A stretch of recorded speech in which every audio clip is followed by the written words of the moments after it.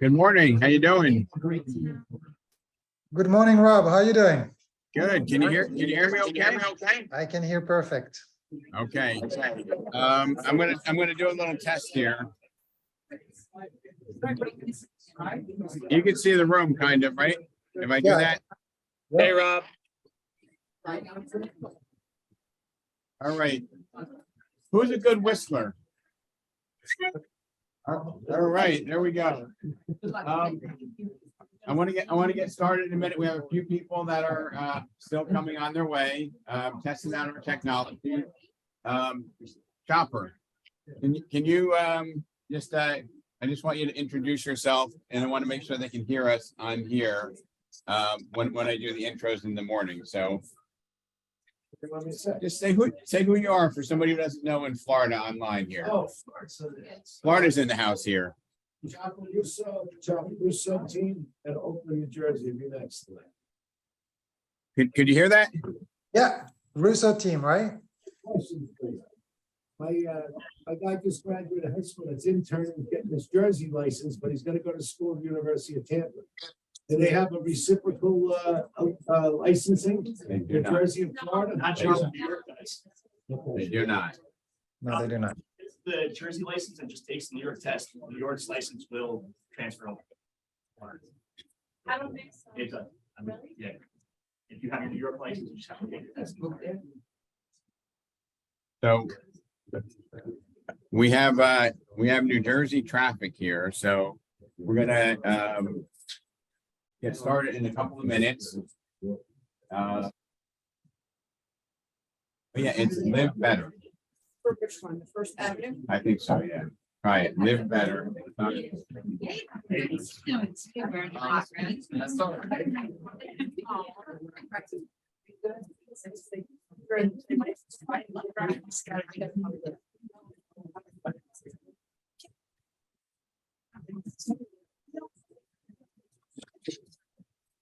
So for everybody that's here that wants Wi-Fi, everybody here that wants Wi-Fi, it is the network is AB, just ABE, and the password is live better, all lowercase, no spaces. Okay.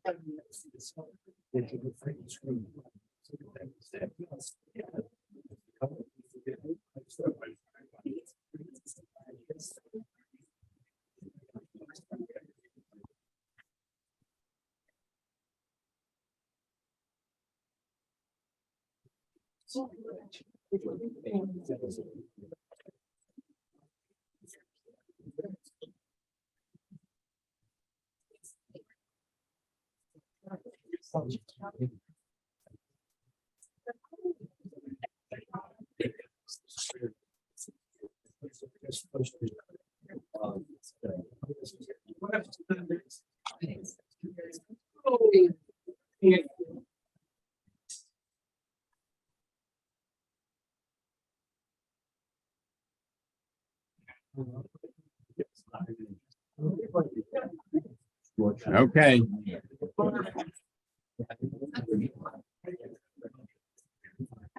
Hi.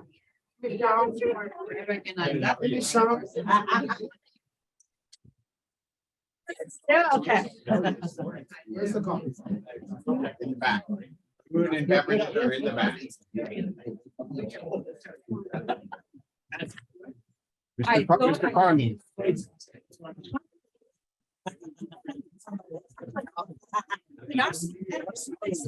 Yeah.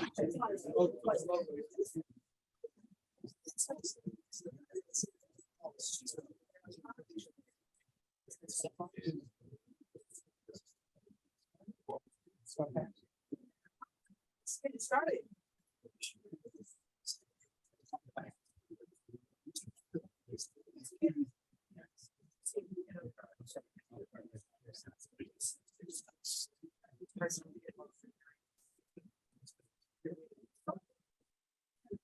So Alex, you're gonna get, you and David are getting picked on first here. Sure.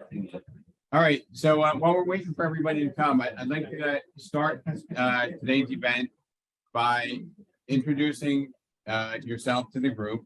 Many of us we haven't met before. Maybe tell us how long you've been with Remax, a little bit, minute or two, and tell us what your biggest challenge is in building a team. And if you can share what you're doing well, that would be worthy of sharing with the group. So I'm going to start up here with our group from Southwest Florida. And if you could do it into the maybe stand like that so that everybody can see. Hi, guys. David Haller. I'm Alex Sawyer. So a little bit about me. I grew up in New York. I'm still licensed in New York City, New York State. Sell a lot of real estate. Met David on a mastermind on a Facebook group. And I was like, hey, who do I know in the Southwest Florida that can help me out, maybe buy a potential property for family or for investment? Had 30 people reach out and me, pick me, I'm the best. David all of a sudden calls me. He doesn't say me, and he's like, hey, how are you? Let's get to know each other. How can I help you? I'm local to the area. I'll tell you about the market. And we started talking to each other, FaceTiming almost every single day. Got to know the family. Finally, I was able to buy a house, moved to Florida about a year ago.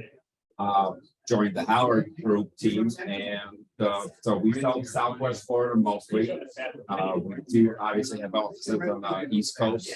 I fly back and forth to New York, so I sell New York, New Jersey. Sometimes I have referrals. I do have another team in New York that I'm going to be merging together with Remax. I'm brand new to Remax, only about 6 months.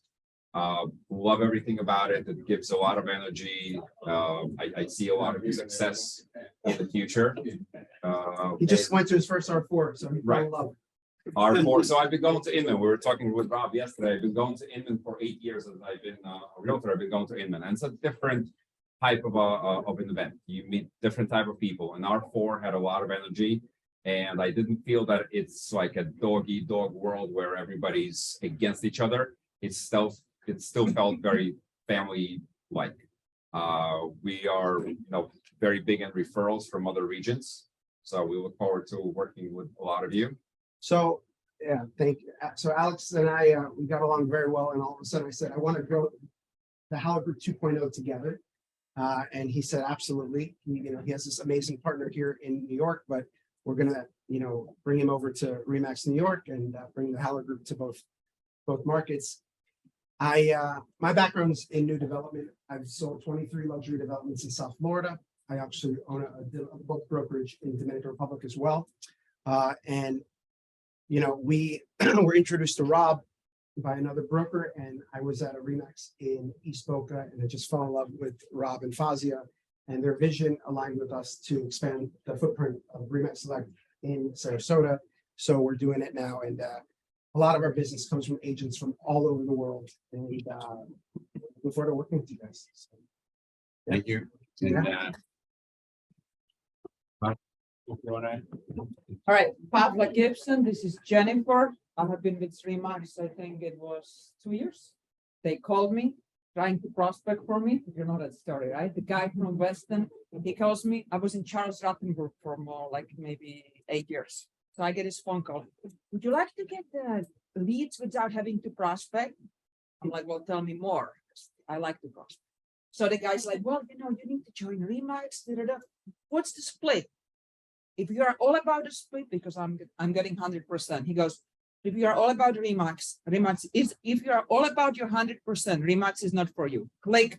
So I'm like, oh, that's nice. So I go and start researching. The next day I get a phone call from Mark, which is the guy that Rob bought his business. And, I get phone call from him and a couple other brokers. I went to see, I think I interviewed 9 brokers of Remax. Right? So I joined one.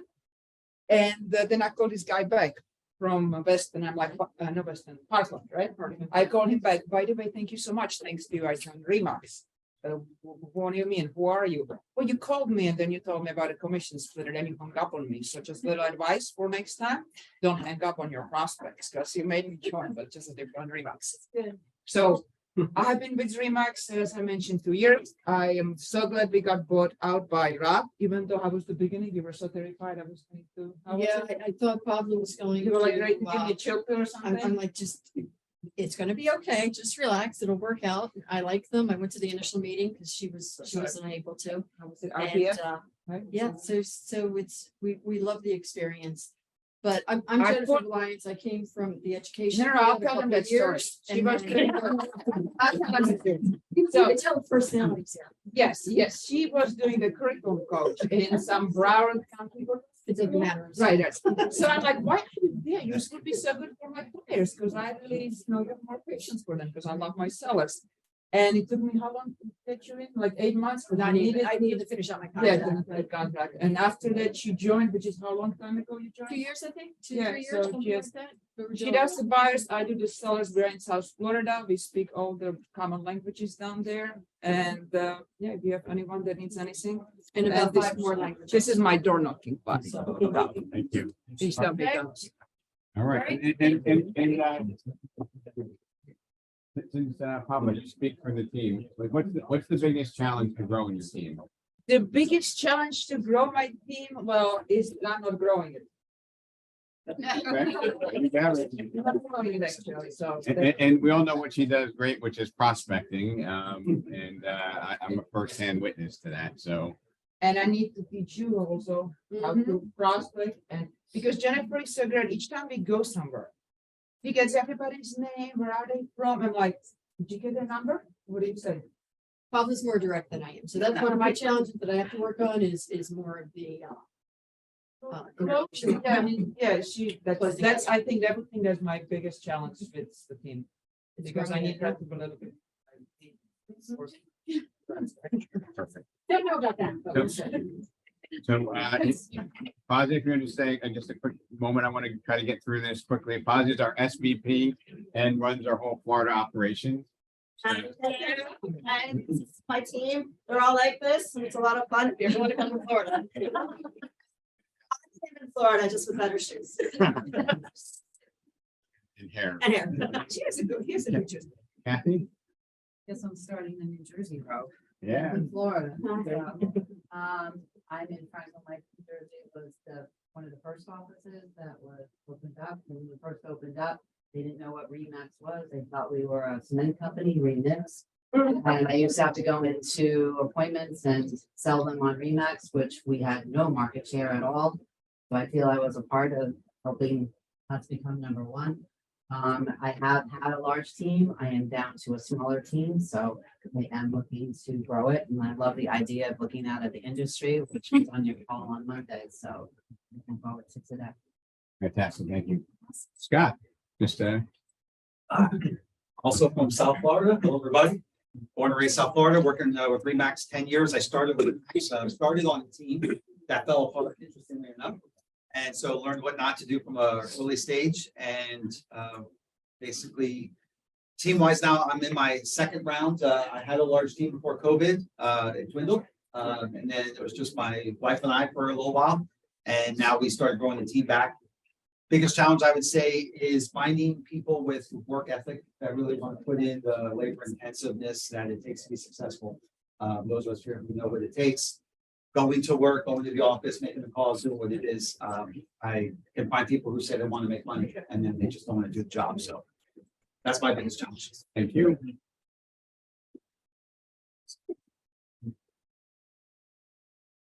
All right. We'll go back.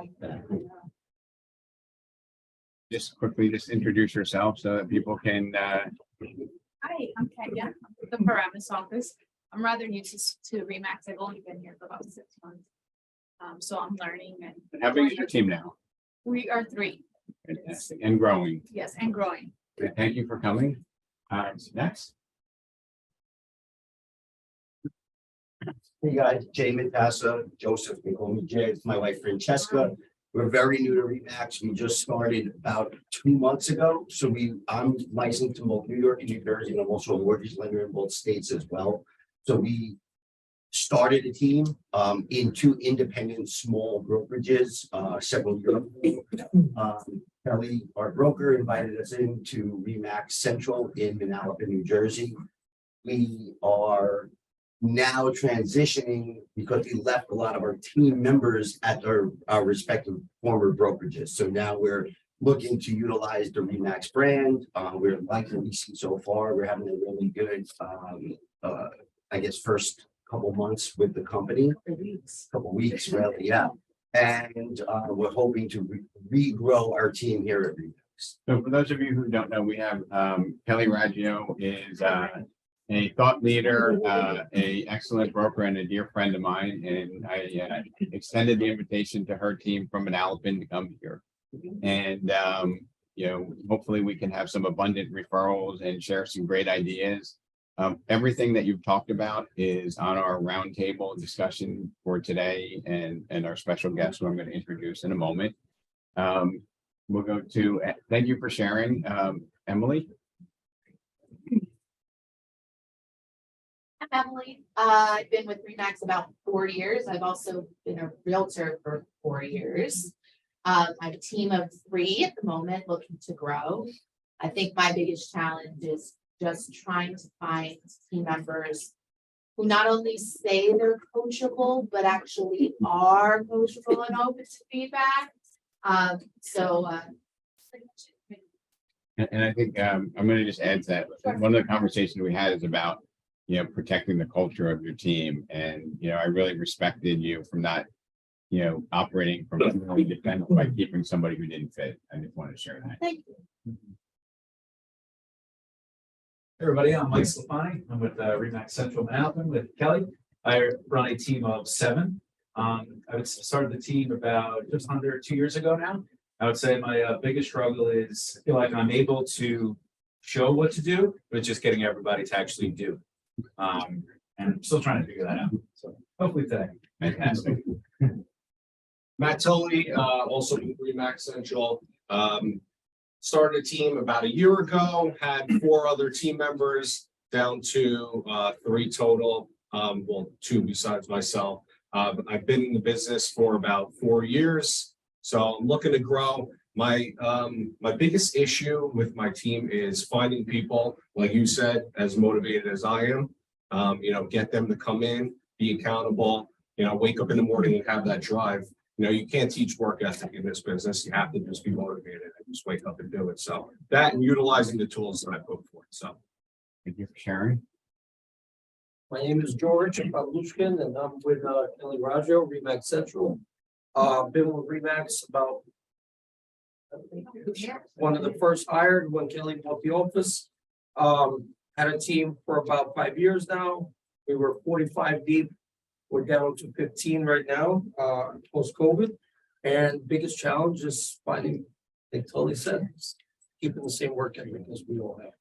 So we're gonna, what I'm hearing from everybody, we're gonna address, and you know, part of the conversation is gonna be there's no easy solution. It seems like no matter what level that the team is at, that's a constant challenge that you need to keep reinforcing. And it's kind of like what we spoke about several times preparing for today. Next. I'm Laura Chiapalo, and I'm also with Remax Central. I'm on George's team. I am trainable. I can work at things. George, right? Yeah. So everybody, nobody recruits George's team. Just have some ground rules here. Leo?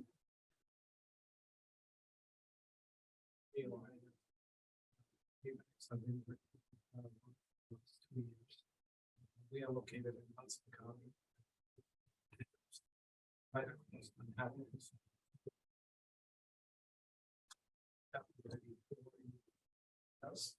So I will not need to expand. I know we have. But not to be nice.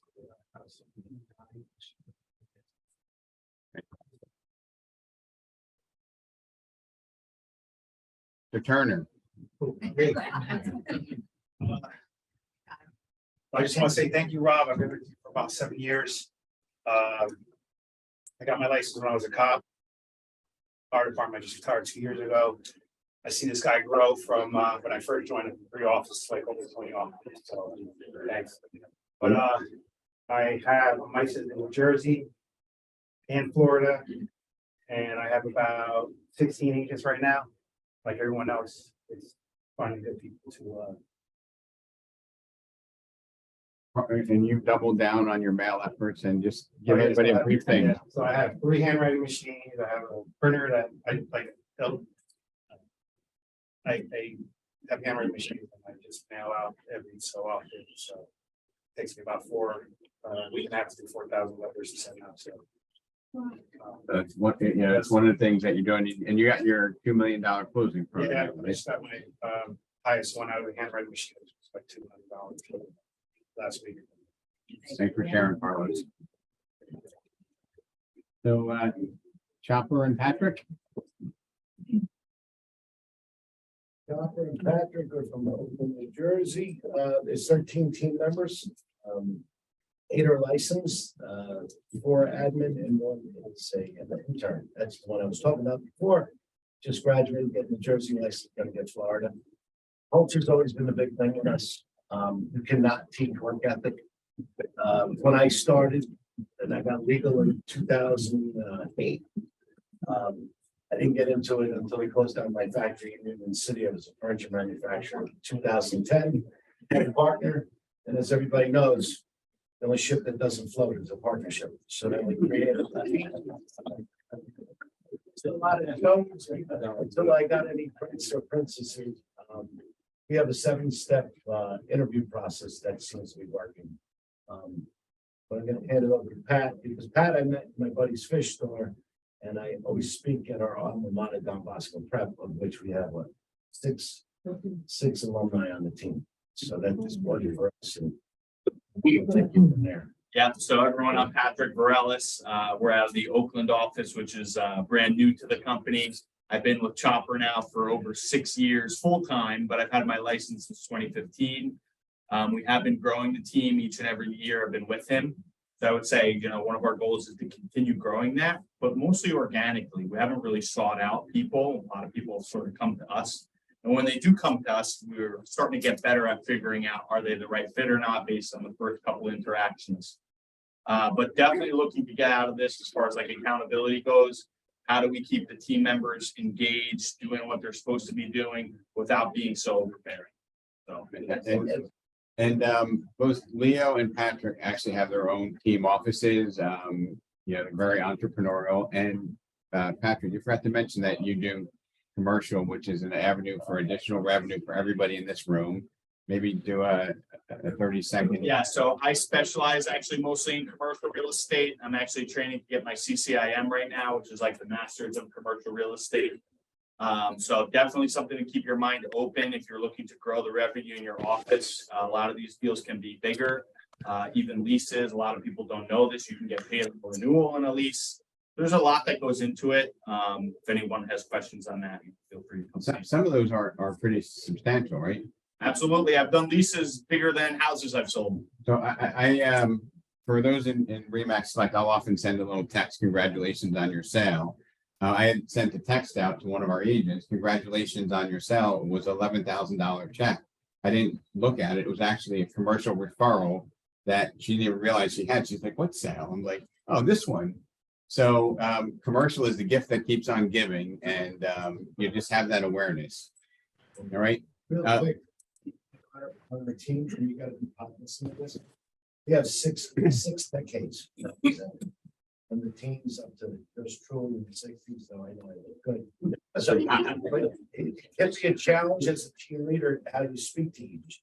I can talk to Patrick one way, but I can't talk to my brother Gino that's 60 the same way. You have to be cognizant of the different generational approaches. Thank you for sharing. Kelly is appropriately sitting next to Chopper, and we have our Florida team here who are here as a result of Kelly's introduction. Kelly runs the largest office in New Jersey for Remax and is one of the smartest brokers that I know. So you want to just introduce yourself and what area your team covers? Yes, so we're Remax Central. We are a licensed brokerage in New York and New Jersey. It makes sense for our area because Brooklyn and Staten Island, most of my office is from Brooklyn and Staten Island all day long. So we get the majority of the business, did like 1,600 transactions last year. It's a great area. We have great agents and we are the regular Remax model where we don't hire just everybody. We try to hire like quality professional agents. Rob and I collaborate all the time. And Rob is obviously brilliant. I'm sure you guys know that. And we collaborate. We try to think of ways to bring us all together. Because I think everybody in this room, and Julie, I can't wait to hear everything you're going to share, adds value to all of our business. It's not a competition. We're in different areas and it's not, but sharing is something that if you take one thing today and you go back and implement it into your business, it'll 100% grow your business. So those of you that come to the meetings and the elite retreat and the R4 and all that, the best part of all those meetings that I get is masterminding. I sit with top agents and I'm finding out what they're doing in their market. I'm finding out what they're doing. And it's just a collaboration that brings synergy you can't get anywhere else. So these meetings are huge. Takes time out of your day and away from your other business, but it grows your business. So today I hope that learning from Julie and how successful she is, and I hope that you guys all take the time to get to know each other and talk about what you're doing to grow your business. And we can do this again. And we talked about doing it for individual agents as well. I hope this is a collaboration we can continue and you guys can help each other. And if you guys are, if you're in my area for some reason and you need to come in and use the office, you're all welcome in my office. I know Rob extends the same courtesy to my agents. So that's always open to you guys. Thank you. Thank you. Fran? Lately, I'm the manager of the Remax Franklin Lakes office. I've been in that office almost 3 years, but just new to managing the office within the last 2.5 months. I'm hoping to build a team of another nature and get some really good agents in there. I have been a Remax agent for almost 24 years. So I'm very familiar with what Remax has to offer. And I think that all of you are great with how you are doing your business, and Rob is great with having these opportunities like this today. Somebody needs a seat. Right there. So next is Mr. Durso. Hey, everybody. My name is Rob Giorgio. I am the manager of the brand new Avenel office. We're very excited to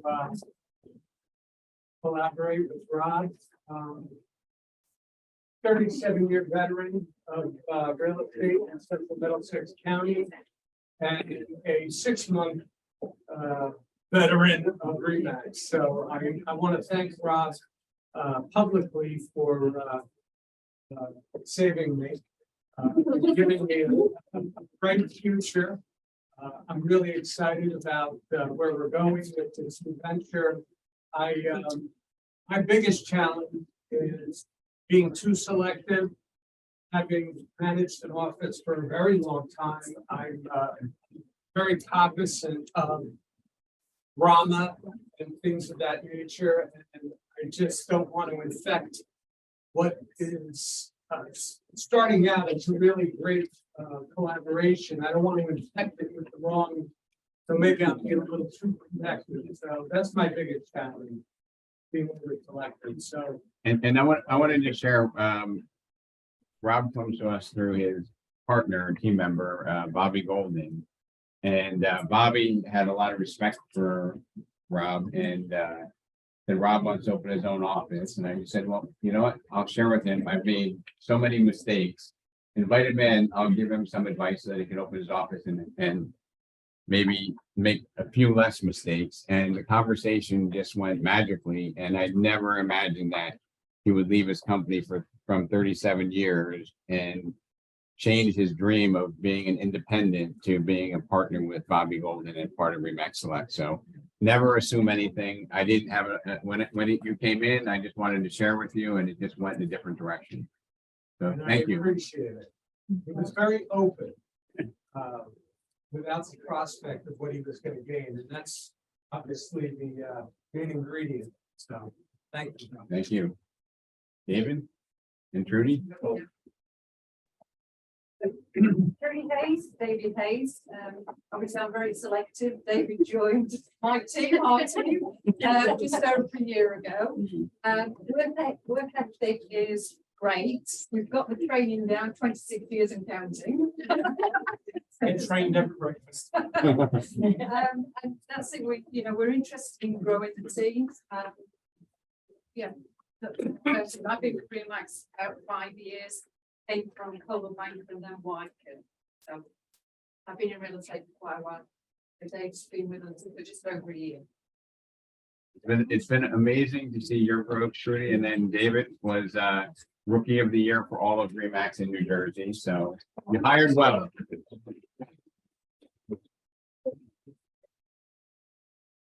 I am representing the products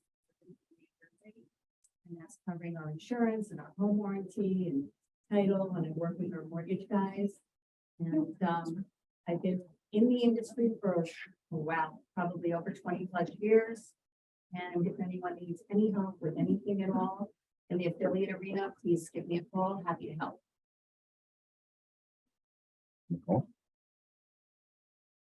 What?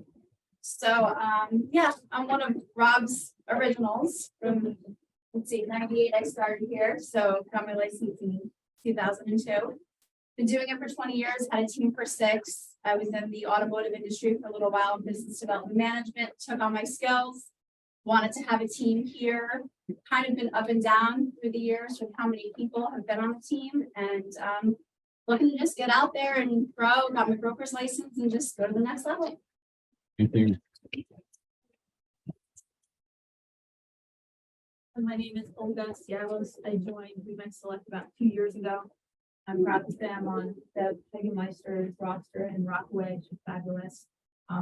Met Rob a couple of years ago, had a few very short conversations, and I knew it was the place I needed to be. Had been in the business now almost 20 years, but 18 years when I joined Remax, and I can tell you that I've never met a owner like Rob Lazar, so I know this one's going to be home. How much that can cost me? We actually timed it. I made a move right after I had my son. I was so excited that why not have a kid? Your new team I member. should join a new company. But I wanted to grow my team, so I have Really organic team growth. I have 3 people on my team right now, and I'm facing all the challenges all of you are facing. But I also feel like because the market is so challenging, keeping their morale up, like trying to find ways to keep them going and excited because they have great work ethic, but sometimes they get beat up. So just figuring out ways to keep them going strong. So I'm happy to be here. Fantastic. Thanks, Olga. Mr. Baker. Len Baker, Morris Agent Team.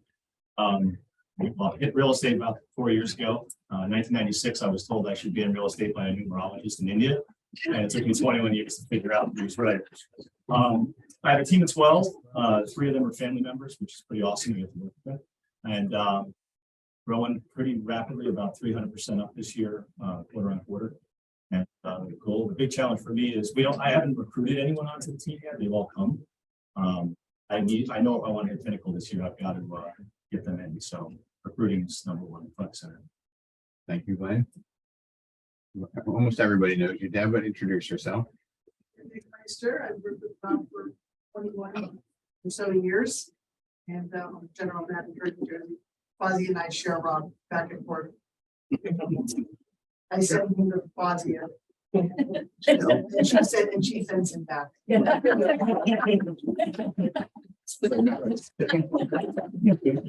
far from the truth. Sometimes the ping pong stays on one side longer, not by choice. Joe? Bob, am I hearing that I am the longest You are. partner? You are. One. So my name is Joe DiLorenzo. I'm in Mercer County. This year will be 29 years with Remax.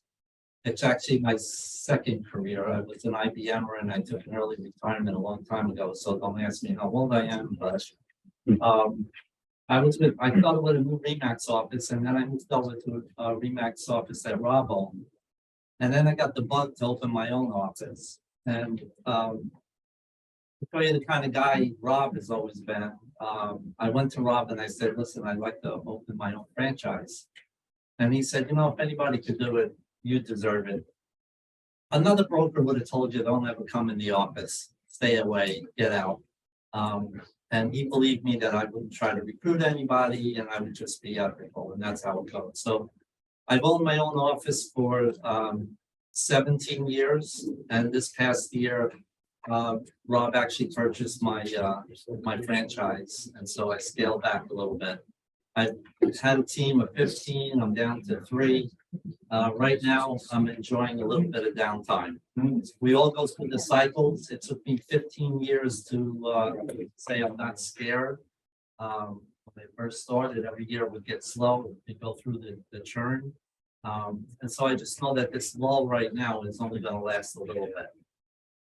So we all need to do what we need to do to keep our name out there and market and grow and continue to do that. I just love being part of Rob's organization. Well, welcome home, Joe. Marilyn. I am for 3 months. I am manager in Montclair and I have Rob from Westfield managing the office.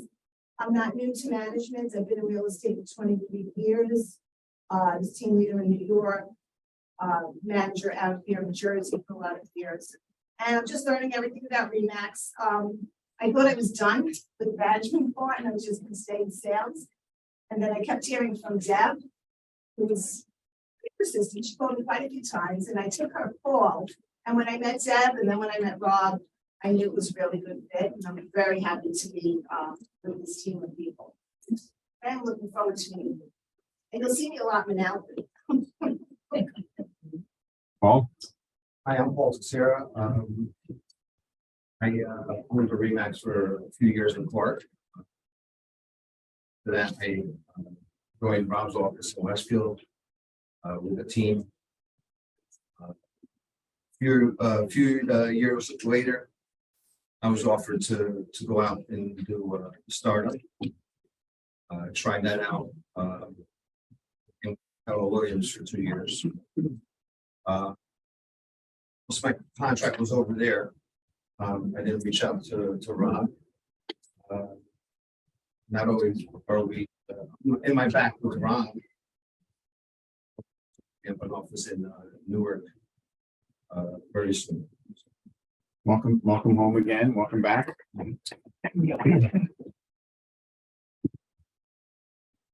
I'm not going to take up too much extra time. I have Julie is coming on in a moment. We should all have an agenda handed out to you. And Julie Vanderblue is she's the CEO of the Vanderblue Team, top producing power team of now 40 in Connecticut. Julie and her team sold almost 300 million last year. You well exceeded that the year before.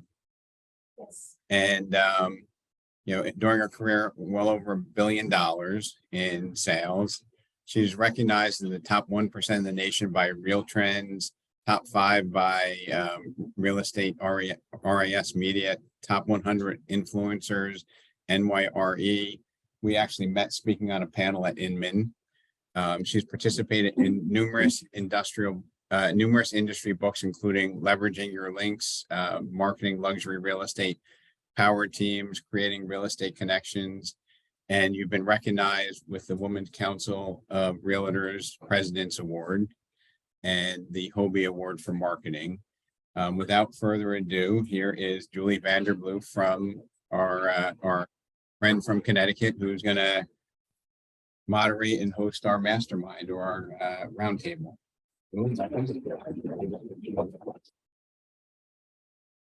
And if you could just go there so people can still see you. Yeah.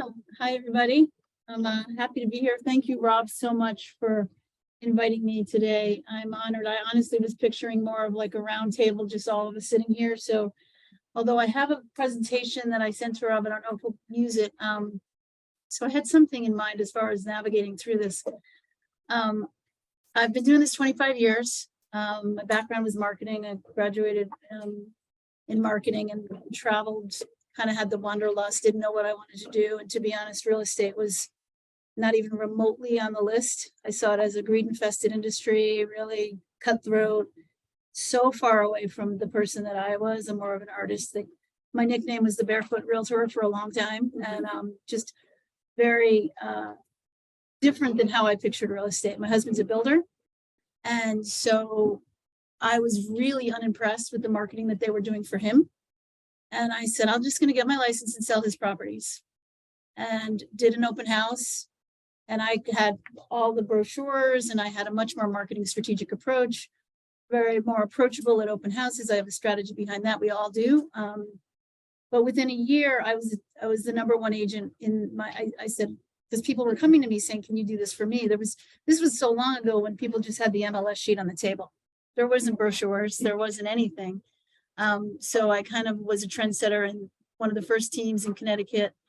And I've always kept it.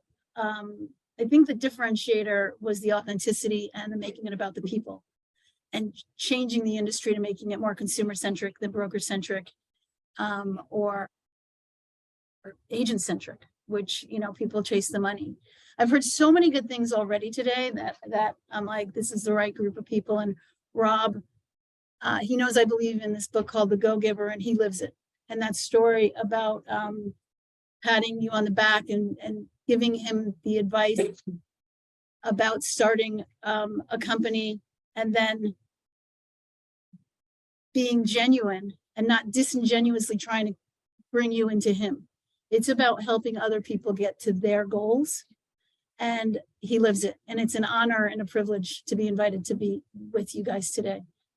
So many challenges. We all have the same challenges, right? We all do. And I did not expect to grow a team of 40 originally. And it's grown organically and authentically. And some of the things that I was thinking about is finding ethical people. I don't think you can be too selective.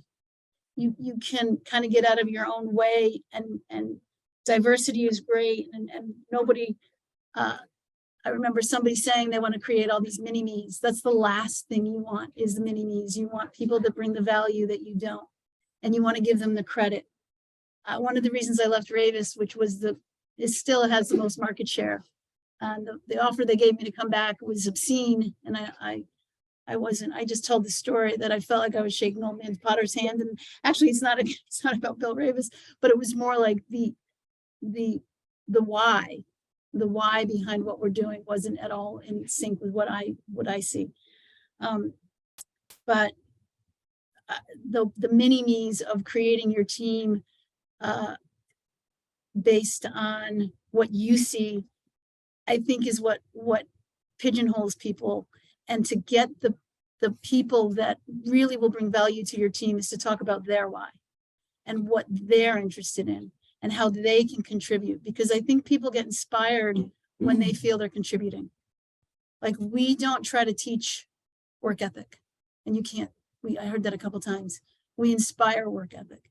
And the only way to inspire work ethic is to make it about them and what they want. And that's why we've created divisions, because then someone can head a division. And if someone feels important, they are more likely to engage. And if they're on a team that's just a small company within a company, and it's not really a team, some of us have had them. I've had them and shift gears where we're just hiring, because I went to Buffini and I'm an education, an opportunity junkie, but an education junkie. Like, I want to learn as much as I can about what everybody's doing. And I'm like, it's at some companies where I was in the past, and I joined a team first. I was on a team because I truly see the value of a team.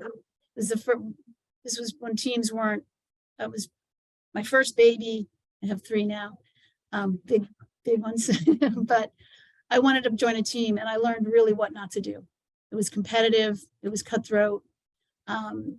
It was not at all what vision I saw. So a year later, I started my own team, and I still learned what not to do, because I got caught up in the recruit. Oh my God, I need more people. Hired all the wrong people. The what's in it for me people, because they talked a good game. And we don't have quite a 7-step interview process, but we don't call it recruiting. We call it selecting. And we don't call it retaining, we call it developing. Because everyone's talking recruiting, and I'm big into nomenclature. You're going to hear a lot about naming things. I think naming anything is important to make it real, not only in your head, but in the minds of the people that you're talking to. So saying just we select instead of recruit to another agent makes them feel more valued. And you're not interviewing them, you're interviewing each other. And learning about what their passions are is, I think, the most important part of an interview.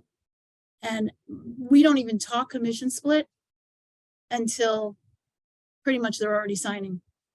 And then we discuss it. Like if it starts with commission split and the conversation, what's your split? I don't know if I would have gone the hang up on the person, which was a good story. Something we can all learn from, because reactive, he probably thought he did make you look into the business. It does make, it's like a personal by owner. If all you want to do is not to pay our commission, but you don't care that much.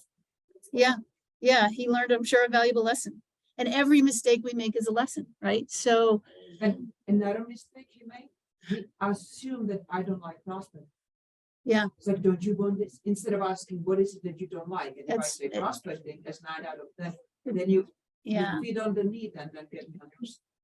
and whether you're talking to an agent that you're trying to select, or you're talking to a client, or anybody's talking to you, you listen harder when they hear you more than they speak. We all know the people that are waiting to talk when you're talking to them. And most people, and I'm sure I've done it, are waiting to respond versus really listening and responding to something someone said versus what they thought they might want to hear. So making it about them and making everything about them. People are very self-centered. All of us are, we're human beings. And when someone says to me, when I tell them I have an in Maine and they ask me a really honest question about it, it makes me feel good. Like it makes me feel good when someone cares enough to ask me a question about me versus just, and most people just ask me about real estate now. Like I go to the doctor and 90% of the time, probably other people too. Oh, how's the market? What are you talking about? And how's the market? Training the agents to how to answer that question, which, well, I don't even go there. First thing I do is thank them for asking. Thank you for asking. There's an incredible opportunity for both buyers and sellers. I mean, it's a crazy time and inventory is really low, which makes it an amazing time to sell. But for buyers, there's opportunity. You just have to find the right team that's willing to look under rocks for properties that aren't on the market. Are you, and investors? Oh my God, the investors, because the rental market is so crazy. They're paying, it's an amazing time to rent. You can do a 1031 exchange, but are you interested in buying or selling or investing right now? So you're asking them a question back. You're giving them permission for yourself permission to ask because they asked you a question. And what other industry is there that people are asking you, oh, how's the car business? How's how's it being a doctor? We have such an opportunity to make a statement there. And yes, if you want, are you thinking of buying or selling? They're instinctively going to think you're trying to sell them though, I mean, and I'm not disagreeing with that, but if you have a little bit of a story first, and I'm a storyteller, so big time stories, you have that 30-second elevator and then you bring it into them.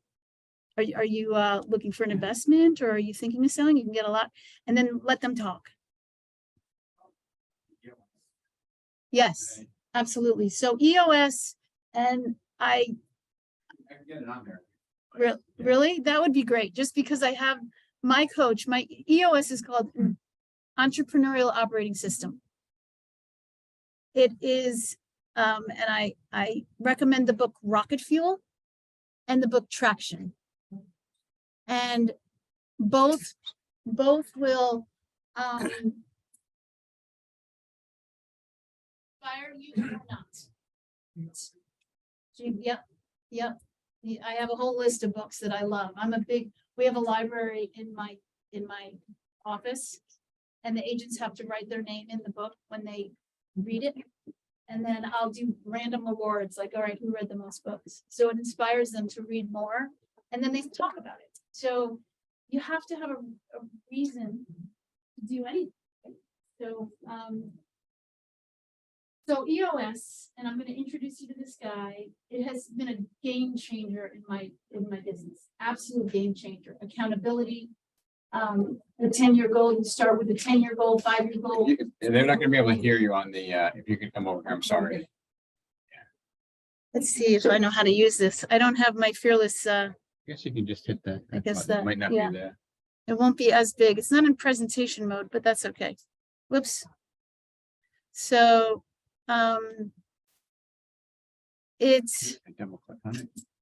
maybe. No, that's what I tried and it moved it. I think I could edit design maybe.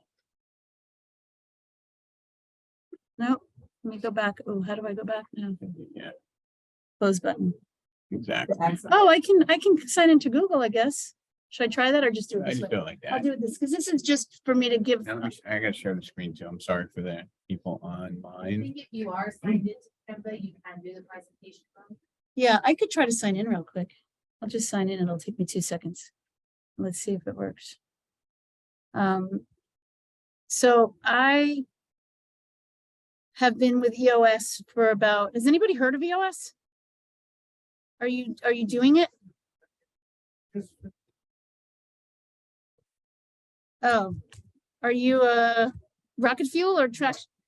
Are you a visionary or are you a visionary or an implementer? Or an integrator? Figure it out. I think I'm part visionary, but I end up being the implementer most of the time. Yeah, and that's one of the issues is we're trying to be all things to all people and we're doing nothing as well as we could. Hopefully this works. Because I'm the visionary. And I was getting really in my own way because, oops. There we go. So it helped me understand who I am. I'm a visionary. And I laughed out loud. I remember reading it because whiplash, I can cause whiplash in a team meeting in about a minute, a second. Because I have so many ideas and I'm like, oh, and everybody's just, what just happened? So they're working on a project, 80% of it's done. And now I've moved them over here because I'm so excited about this project. And there's a beauty in that, but you can't run a team with, it will become a house of cards, which mine has become because you're doing too much. So it helps you create vision. It keeps us accountable. We know who is responsible for what.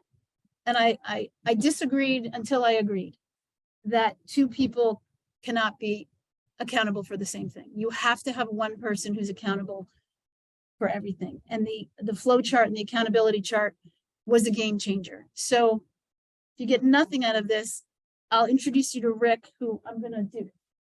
So it's a 90-day world. So you achieve measurable goals. That was really hard for me. We can get this done we don't need 90 days to do this. This should be done next week.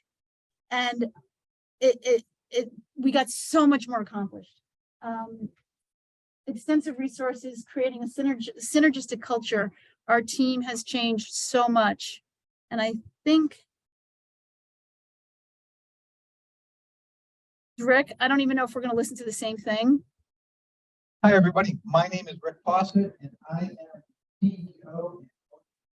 I can actually send this to you so you can watch it. I didn't ever share. I'm gonna share it with the people remote. Because I joined EOS and I found out that in my office building, there are very few EOS coaches that have buildings that have offices locally. And he happens to be in the office next to me. This is after I joined EOS. So he is like my internal coach. I refer him to people. And I also went to a seminar to make your business sellable. If you ever consider selling, having this track record to show proof of measurable goals and value of your company, because we don't fall in the EBITDA rules of, we kind of do, but with real estate, it's about the people. That's what they're buying, right? And this gives you a much stronger platform if you ever want to sell your business. So rather than listening, because this is just talking about like how to reach him and everything, I think, or do you guys want to watch it? It kind of shares a little bit about EOS. If I can turn up the volume, maybe. Show us.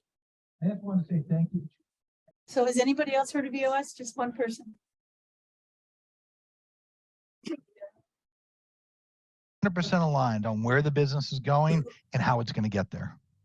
By traction, we mean that everybody, again, top to bottom, 100% of the people are working synchronized with the leadership team, but they're working with discipline and accountability and focus. And every ounce of energy is driving directly to that vision. By healthiness, we're talking about everybody understanding what their capability is, understanding how to bring their best selves to work and achieving it. And when they do that, when people feel like they're winning, when they feel like they're succeeding, it becomes just an exciting place. Sometimes you can even feel some of that energy just crackling in the air. And so this is one of the things that EOS brings is vision, traction, and healthiness to these businesses. It's so fun to help coach that stuff in. But I think my favorite part of it all was something that the founder of EOS discovered way back when in his like third year of building these tools and introducing them to the market. He hired a marketing company to do a focus group on his top 7 clients. He called them, he probably still does, the Magnificent Seven after the old Western movie. And they came in and they basically interviewed and said, what is the greatest value that you find in EOS? Now, he knew that they had revenue growth. He knew that they had profit growth, and that's kind of what he expected them to say. But what the marketing agency came back with is they said, the biggest value that we find in EOS is peace of mind. When we build the right structure, when we build the right leadership team, when we have clarity on the numbers and the goals, and we're putting that stuff into motion, what we have is a business that's bigger than ourselves. And when we can get that, we can get peace of mind. That's what EOS gets to bring. And to me, that is my favorite part of everything that I get to work on. So I appreciate your time. I hope you take EOS seriously. I think it could change your life. Thank you. So it really did change our life. The vision of where we were heading, and talk about peace of mind. It's true. Like I, as a leader, have never had peace of mind. You know, it's always we're running around doing whatever we can. And this, I know that I'm the visionary. I know my role and I inspire others to achieve their roles, and they are recognized for what they do well. And it's trackable, it's measurable. And we meet every single Tuesday. So how many people here have meetings every single week with their entire company, with their entire team? Good, important. And we meet with the leadership every week as well. So Mondays I have team meetings. Tuesdays I have leadership meetings that we use 90. It's called 90. It's tracks our progress in EOS. And then Fridays we have team training. And nobody can believe that I get the entire team to come twice a week. Twice a week they come and they inspire each other and they respect each other. And I think we've created that through synergy of really making it about the other person or each other versus getting more. Like, how can you give? And that's, you know, when I interview people, I give them the go-giver. They read it. And if it doesn't inspire them, I kind of know it's not the right fit. But everybody is so diverse. I think diversity, that's what I was thinking with, you know, being too protective. There was a couple people I was like, Kels, I just don't see it. I don't know. And my gut is usually right. I used to invite people in and I'm like, I can make them, they have so much potential. And if you're not talking to the core of that person and finding their why, they're not going to do what you want them to do. And two of the people that I really didn't think would be good fit ended up being my top producers. And I talked to them because I sat with her and her body language was really not good. Like, I am so into energy. And if you have negative energy, don't even bother coming into the office. Honestly, I'd rather get on the Zoom call. But if your energy is negative, don't bring it anywhere near me. And when I get negative, which everybody does, I say, Kelsey, I'm going home. And I have to, because I have to walk the walk and teach what I preach, or preach whatever it is. Walk the walk.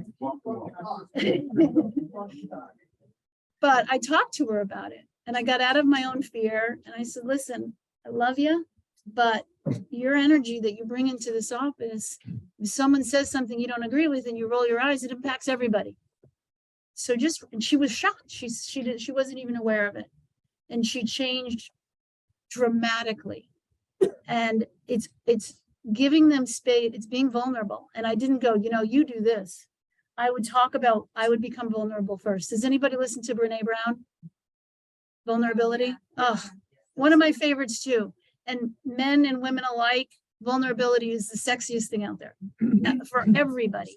Being vulnerable and being yourself and being authentic and making mistakes. And if you go to my YouTube channel or my Instagram, I am rarely looking good. Like my hair's a mess. Last one I was on the farm and I'm a mess. And I was getting in my own way so much that I didn't do it. And then I'm like, who cares? Maybe it was when I turned 50. I don't know. Or 50. Like, I'm not even going to share. But I don't know what made me say I don't really care what people are thinking about me. And I remember someone said to me, if you knew how little people thought about you, you'd care less about what they think. And I love that. And every time I get in my own way, I think of that. Nobody cares about what I'm doing. So, I mean, that morphs us into social media, but giving people their why. And with EOS, the other thing that we've used EOS for so much is with the agents. So we have quarterly goal meetings. And I have a team leader, we call her Mama Bear. She's on the leadership team. She's been with me for 15 years. And she's a top producing agent. She's still in the field. And I pay her a small salary. I bumped her split to, I don't even make that. I make maybe 7.5% on her. But she brings so much value and she gets a salary. And she's kind of the person everybody goes to.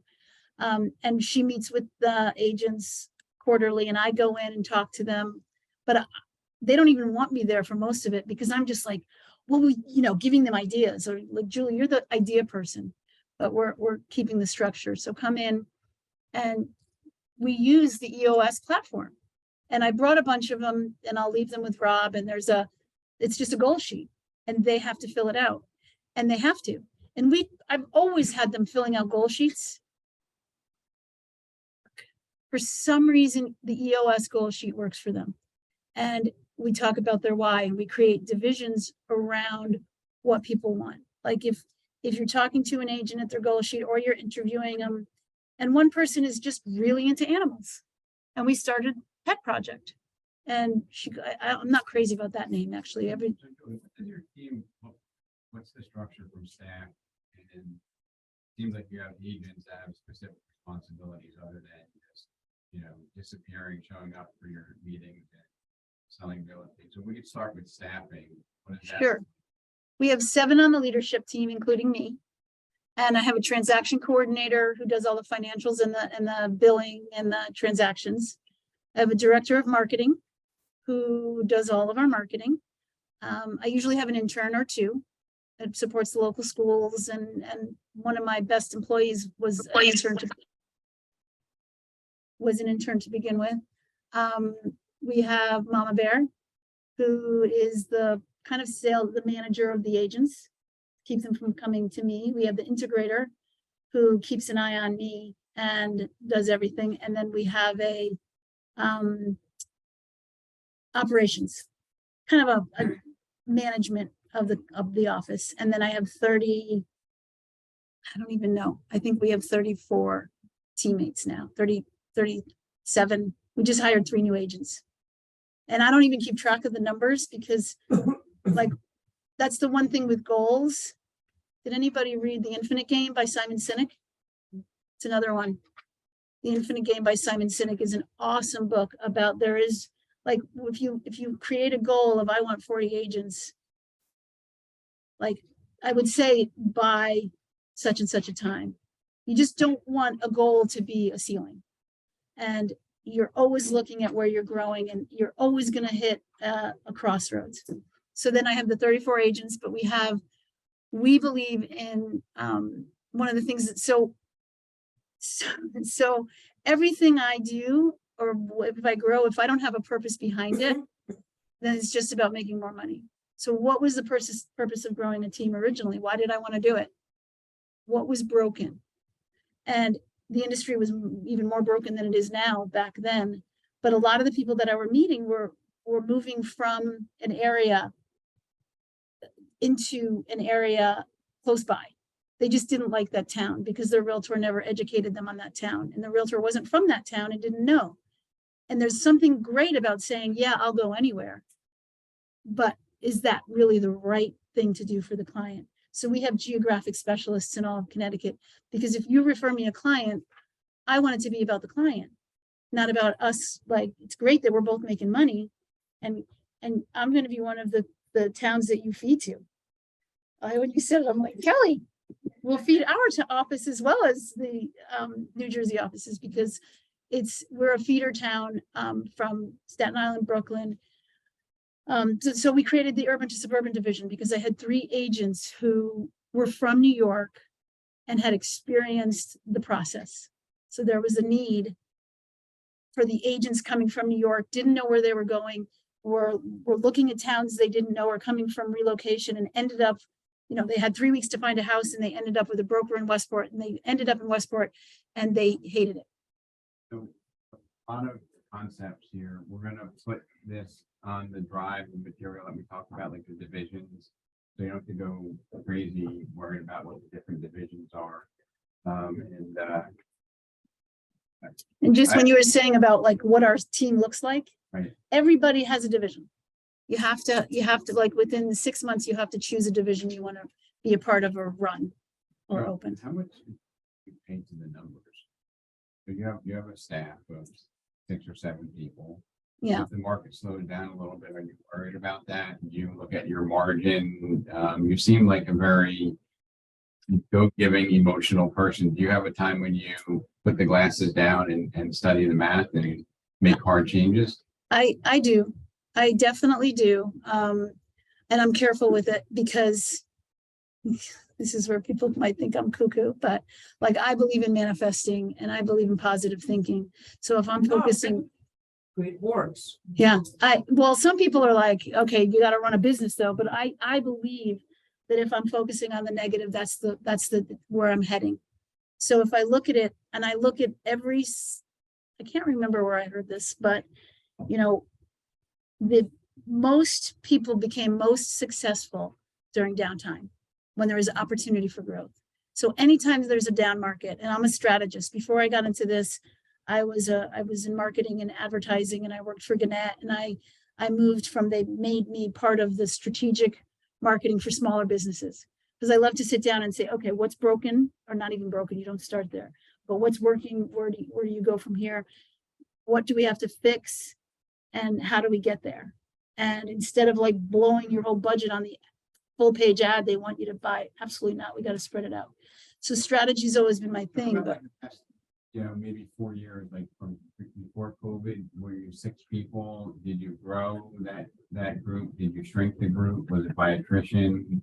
Like, so how did that, so we had about, I mean, from when I started, it was out of need, grew, and now I have 34, but it was very organically growing. Like, I didn't have on my EOS that I wanted to hire people. I didn't even know at the time that I wanted to grow, because some of the people, I was coming into the same problems you guys are coming into with work ethic and finding the right people and putting the right people in the right seats. So I wasn't focusing it on at all.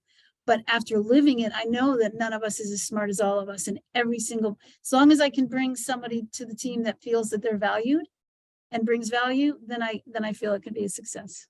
Like, how do you staff for, like, you look at, like, I want to have a margin of X for all your efforts for your business? Because I think we have a lot of team leaders in this room here that are trying to figure out where they are. Many of them were phenomenal salespeople and trying to make a contribution by sharing with others. And sometimes we get distracted by price, or if we come from the sales side, we think almost like I need to give somebody a great deal, and then that makes the margin disappear. Yeah, yeah, and margins, I do look at margins with splits and costs. The majority of my P&L expenses are payroll.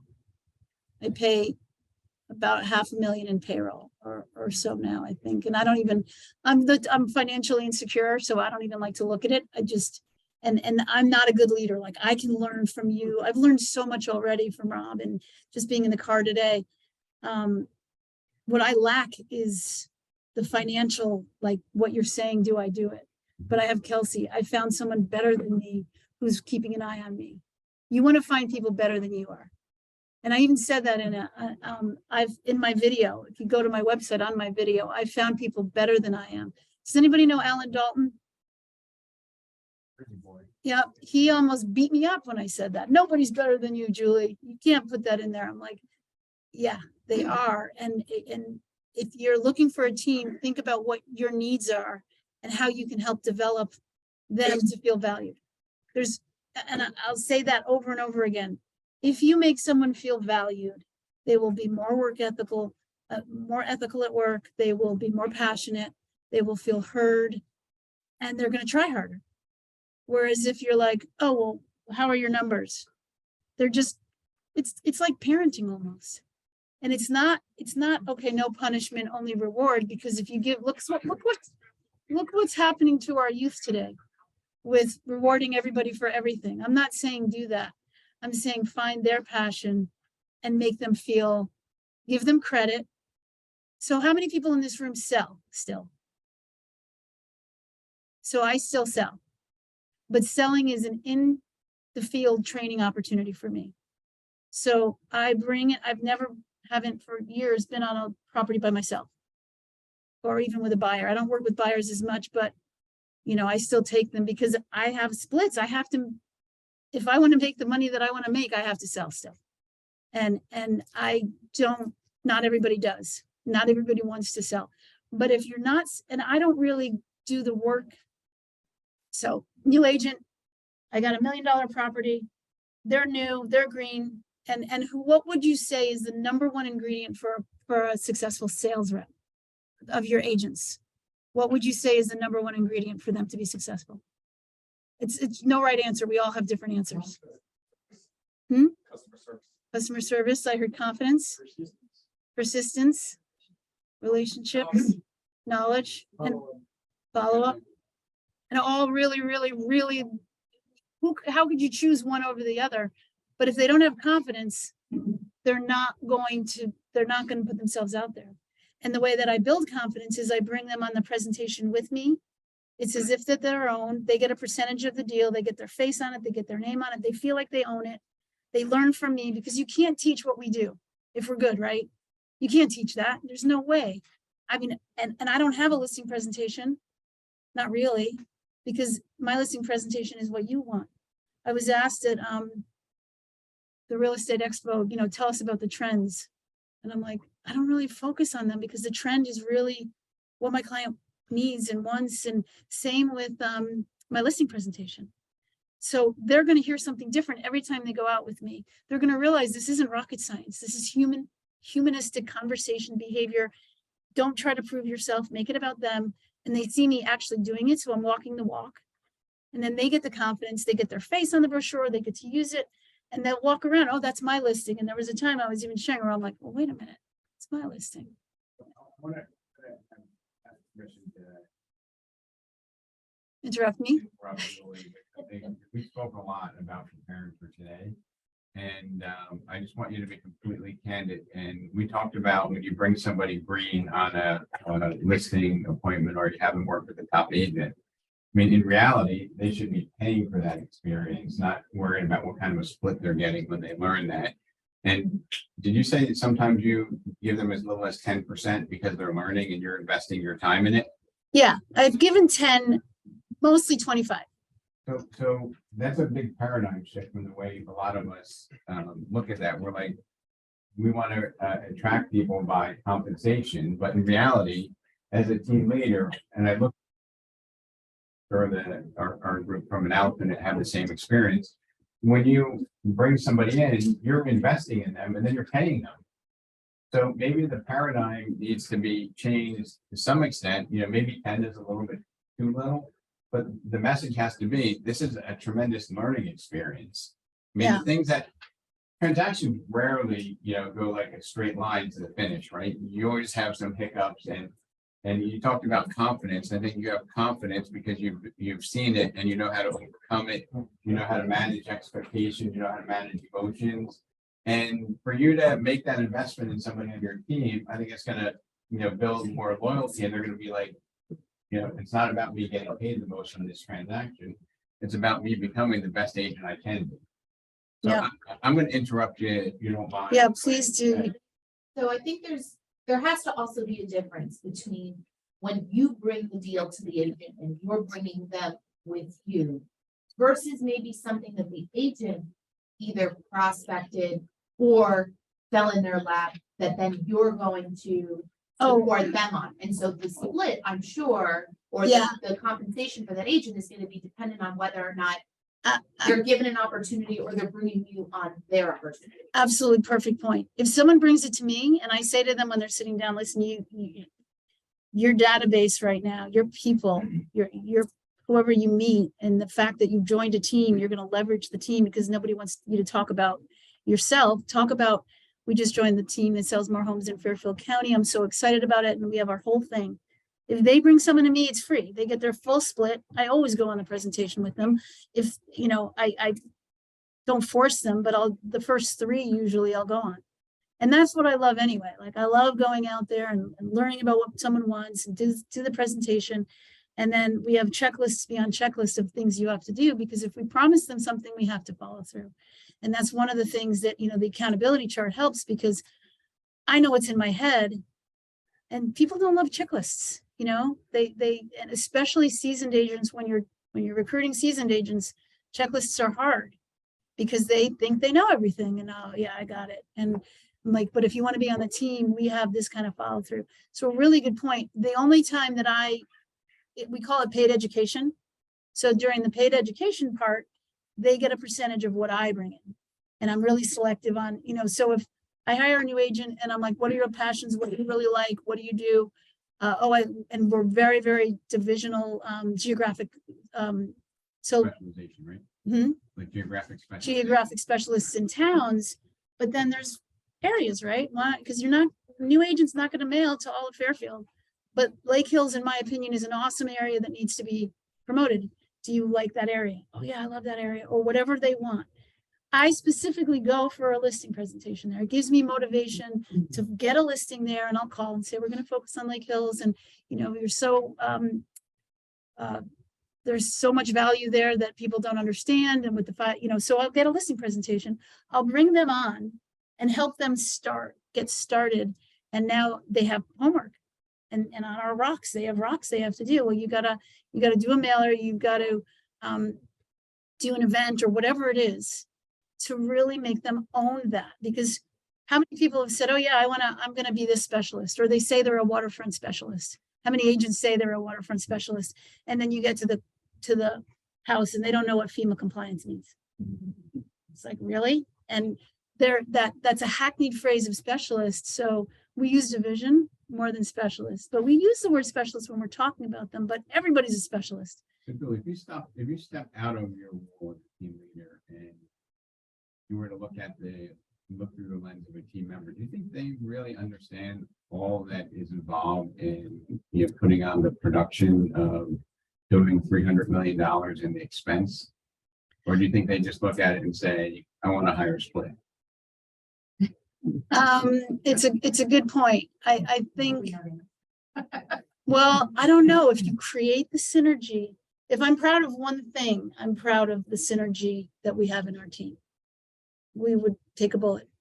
I think there's a lot of ignorance in team members valuing what the opportunity that you give them is, because I see a lot of times out of fear, we'll give somebody a raise because they're afraid of losing them. And it really, ecosystem. There are a lot of people on teams that are probably not money makers for the team leaders because of the value you give them and the return that you get. And I'm not even talking about the ones that are on the low producing level, the ones that are producing, at the optimal levels that you want, that have extracted, splits that make them unprofitable. Yeah. And that comes down to values. If I may add something, so you were saying that anybody green that's coming on the team, the splits should be different, and then somebody mentioned, well, what if they brought in this prospect? Well, it's all great, but if they're green and they're bringing in a prospect, they can't sell that listing themselves, or they can't buy a property themselves, so they still need you in order to help them in the transaction. They need to see how you work, how you can close a deal. Having a client is not worth anything. Having a 95-5 split with your broker and you bringing in 0 deals is not worth anything at all. So when they're leading with what is my split or what are you going to give me, well, that's the wrong person for the team right off the bat. No matter how great they could be, and you can look back at 3 years, oh, I lost it because, well, don't worry about it because it wasn't right for you. And the example, but our industry has trained them to do that. Julie, talk about the person that left your team and how much they were doing, and since they left, they only did 1 rental. This was mind-numbing to me, but this is what we know that can happen, and this is not a contrived story. It's stuff we just spoke about. I mean, so there's where there's a gain, there's a loss, right? So I'm training these agents, and the people that are asking for the splits right up front, I don't immediately negate them, but I'll navigate to see if that was really just what they've been trained. Like the first people, when you're getting real estate, what's your split? Once they see the value, then they don't question it. We don't talk about split until the end. But to the point, if you're not providing value, all they see is the split. So it's really about internally providing the value. And so this agent, so the negative of bringing these agents on. So Lori is a good example. Lori was relatively new. She was from New York. We started the urban and suburban division because I saw a need. We started it together. She lived in Greenfield Hill, which was my market, multi-million-dollar property. So I brought her under my wing because she was willing to do the mailers, the farm stand, all the things that we needed to own that area. I already pretty much owned it, but I loved the idea that somebody wanted to come with me. So every one of my deals, I put her on as a co-broker. So on MLS records, she did 15, 20, I think close to 20 million. And because it's with me. So she's a recruit, it's a magnet. My agents are known, and be prepared, because and you probably already know this from experience, not just from hearing it. If you have good agents, they're going to go after you. And I'm known in the team to train. So my team is a target. They get calls all the time.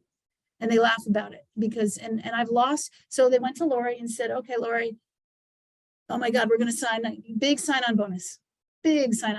So she's stuck there now unless she pays it back. And she brought one of the teammates that I recruited with her, which was a kick in the gut. And I said, you know what? You're ready to fly. If you think you want to do this on your own, I wish you the best. Be prepared. It's not as easy as it looks to be a team leader. But I love you. We've had fun together. Good luck. She went to Coldwell Banker and has done 1 rental since October. And and it's not about me. And I've said to her, I've talked to her since, I'm like, listen, you're welcome back. I said, I don't know, but it's never been about me. It's about the team. She has no team to leverage. And I changed, and I'm not suggesting people do this, but I did it because when I was at Ravis, I couldn't change my team name to the Vanderblue Team. It was Julie Vanderblue. It was team before. In Connecticut, now they make you change it to team. I was the only team. It was group. It was everything but team. And I was the only team. And I loved it because to me, a team is different than a group. Like, I'm from the Higgins group, but we are a team. And I might be the quarterback, but without the defensive end and the receiver, I'm nothing. So everybody feels just as valued. But the teammates being recruited have to understand, but they will if you create that culture. So creating that culture that values them, then they'll stay. And Lori left because of ego. So How much did you make? close to 200 Now, how much have you gotten? since October. She has a listing that hasn't sold, so I'll just leave it at that, because a listing that hasn't sold in this market, I don't know. It's not. So like sometimes, our mind plays tricks on us, and I think, it's still painful to lose, and sometimes you can't undo what happened. But people miss the forest through the trees. She clearly didn't understand the value proposition that she had with your group, or maybe the one-time chat was more important than the value Yeah. proposition. And, I truly believe you don't wish her ill will, and, No. you're proud that, she trained under you, but the reality is that you drove a lot more value than you collected from her. I think being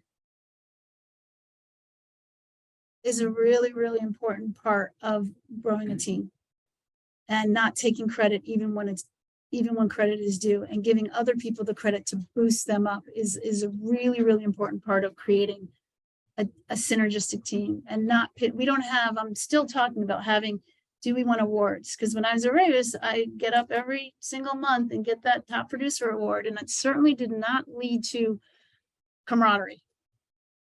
It was competition. So we don't do that, but I'm looking to get ideas from others I give people credit, but I don't believe in competition within. And we talked about competition and collaboration, which sharing ideas with other people that are, we're supposed to be collaborators. We're not supposed to be in the industry as a whole. So I kind of lead this into maybe we'll do the value proposition and then the vision before we break for lunch. And then are there any topics that you have in mind that we can address here? Because we're good at free form conversation that aren't on here, that are high on your team. I have a question, like, this kind of goes back to something that you were talking about probably 15 minutes ago. So I think you had mentioned that you had basically a $500,000 expenditure on leadership and support staff, right? yes. So as you were growing, what was the first hire that you made in that position? And would you do it that way again? Great question. The first hire was, I did a lot of my own sales myself. So I was a dual agent, and I don't believe in single dual agency. So I needed someone that would represent. I don't believe that you should represent both the buyer and the seller. So I would explain, listen, I'm on a team. Yes, you're getting me, but if somebody wants to buy your property, I don't believe I should be representing them. So I'm on your side, and I'll make a joke out of it. Yeah, and Stacy will represent the buyer, and I'm the better negotiator. So so you're in good shape, or something to get them, comfortable with that. So it was really because I was just too busy. And I didn't hire someone to take care of my stuff. I hired a realtor who was also out there, but new. I mean, I was relatively new. I was still at Ravis. I was only 3 years in the business. What would be your first step? Yeah, so a buyer's agent was the first person that you Yes. needed. Then when you started to look for support staff and or leadership, where was that? That was just a personal assistant. And that was it. And I didn't hire that for a long time. I had buyer's agent.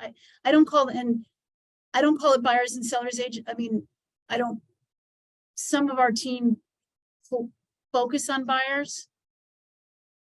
But I believe that if you're not doing both, and you're giving the buyer that you just worked with, who has a house to sell, somebody else to sell their home, you might tap into the knowledge of somebody who has more experience with listings.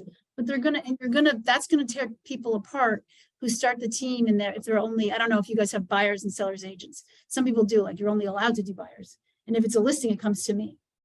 And that will take away, if you're growing a team to grow, if that agent wants to be an agent as well, it's going to get in the way. So again, listening to them. And so I was driving to my Rick Higgins is my broker. I still work for a brokerage. I don't have my own company.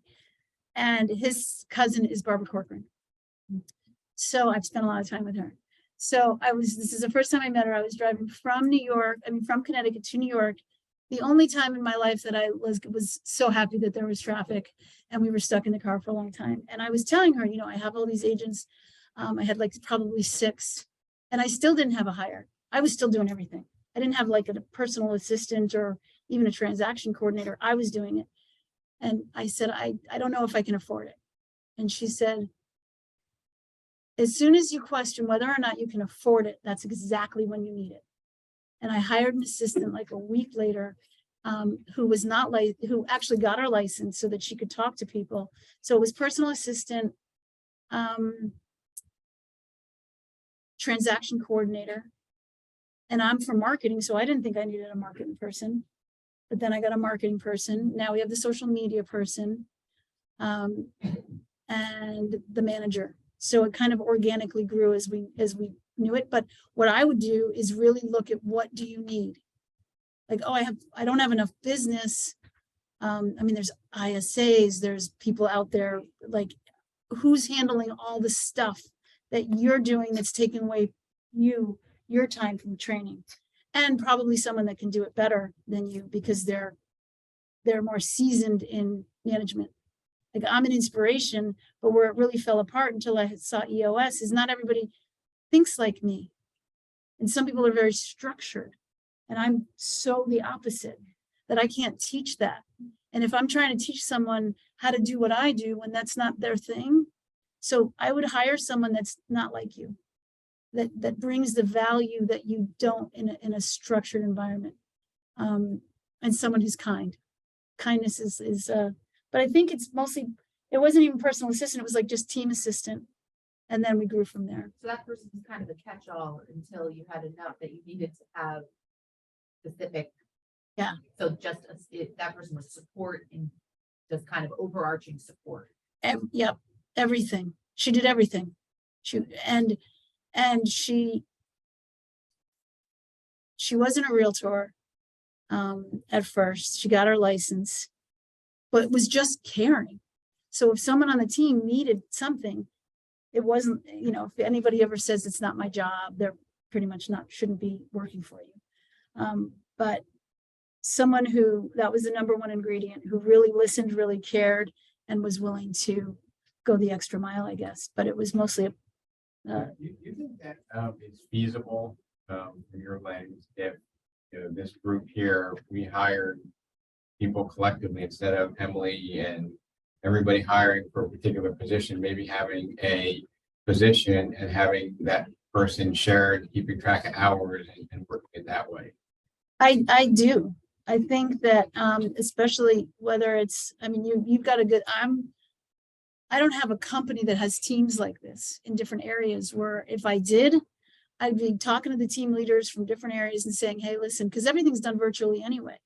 Transaction coordinator can be done virtually, an ISA, and they speak, I'm talking about a virtual assistant, but I can't have a virtual assistant cold call for us or call our leads. For me, it sounds, I know how I feel. It's all about how you make people feel. And I know how I feel if I'm in the middle of something and I get someone who I know is a sales call, who has no idea what I'm looking for and is just reading a script. And it's really hard for me to put that out there. But sharing an ISA or sharing someone who's calling leads, or transaction coordinator, or cheerleader for your, psychologist, think of all the things we need. But I think maybe like the different roles that you have are also contributing towards the value proposition to a team member, right? As well as what's the value proposition to somebody who decides to list their home with you or embark on a purchase transaction. That's all kind of inseparable, right? Absolutely. And if they're not inspired by the team, it's not gonna work. Like I can't remember the last time we went on a marketing presentation. We don't call it listing presentation. We go on a marketing presentation for a property and we haven't gotten it. I can't even remember the last time that we lost it. And it's because we so believe in what we do, like so believe that we're better, that I'm not even talking about what we do. I'm like, oh my God, this is how we should do this. And we're going to do this. And you like assume the close. But if you're showing that in front of a new agent or someone who's just learning how to teach, then it's infectious and it just You call it a marketing presentation. marketing presentation. So, one of the things that I think we, Or marketing, I don't even know if we call it that. so if there was one thing that maybe 10 years down the road, people would say is I would never go on a listing presentation because it's never really what you define it as. It's always a conversation. Yeah. Right? Because if you're presenting, I think you're handicapped. Yeah, actually, I think we call it a marketing consultation, but Okay, and I actually call it a conversation. Because Yeah, I that's love it. really, because I've gone out with, many in this meeting here and many of their team members. And it's never been a presentation. We've always prepared for it, right? But whenever I'm presenting, I'm losing. When I'm Yeah. talking and we're having a conversation, that's when the business like comes to us. It's like, there's never even a question of, do I get the sale? It's like, when can we have the photographer here? It just goes so much more naturally. And that's a mindset shift, right? So it really is a conversation. And Trudy, unfortunately, we didn't win the one we went on Friday, but I was so confused. The lady wanted to sit down and talk about it. I'm like, no, show me the house. Like, this is my thing. I need to build my rapport as I walk through the house. Yeah. That's the way that, I could have a complete stranger feel like they're my best friend by the time we sit down. That's So so that's true. part of the value proposition, I think, is how we lead people into the way to even think about things. If your team members are at a happy hour sponsored by a lender or anybody, and they're talking to their peers that don't know the Vanderblue team, what would they say the value proposition is of being there? I wish I could be a fly on the wall and know, but That's an interesting question. yeah. We could all imagine that and say, when they go to an event where there are other people, their peers, what are they saying to their peers about their relationship with the company and the team? I think they'd say it's like family and everybody really helps each other. So not only the support, because I think the reason that they love it and stay is the way they feel when they come to the office. And Higgins got 400 agents and I'm the president of the Higgins group.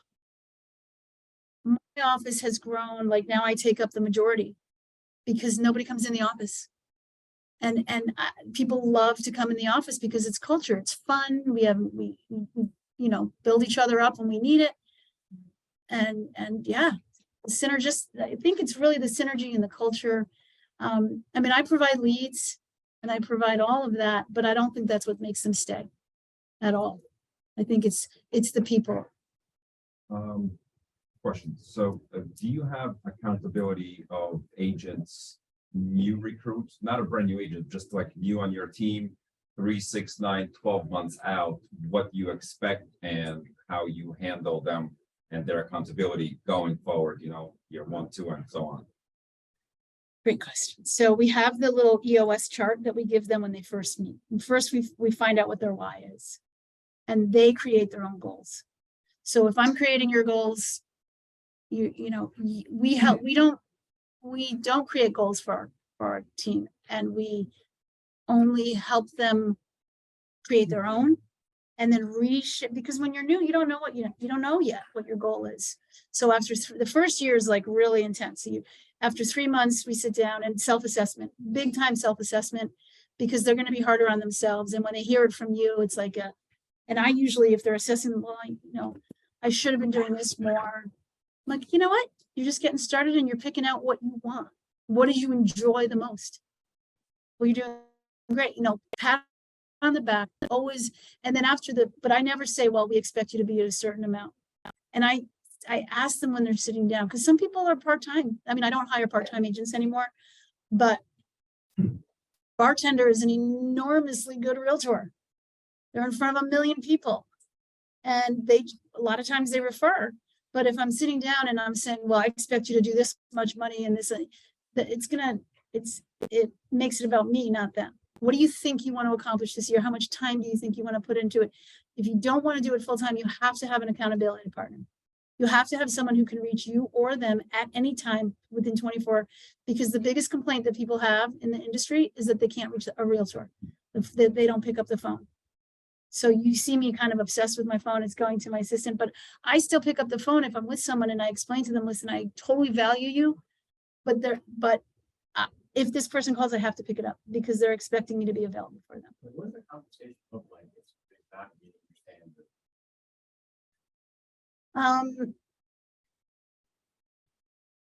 I usually, Delegate, somebody else is gonna fire them. no. I'll sit down with them at goals. Like we have Bill, who I absolutely love.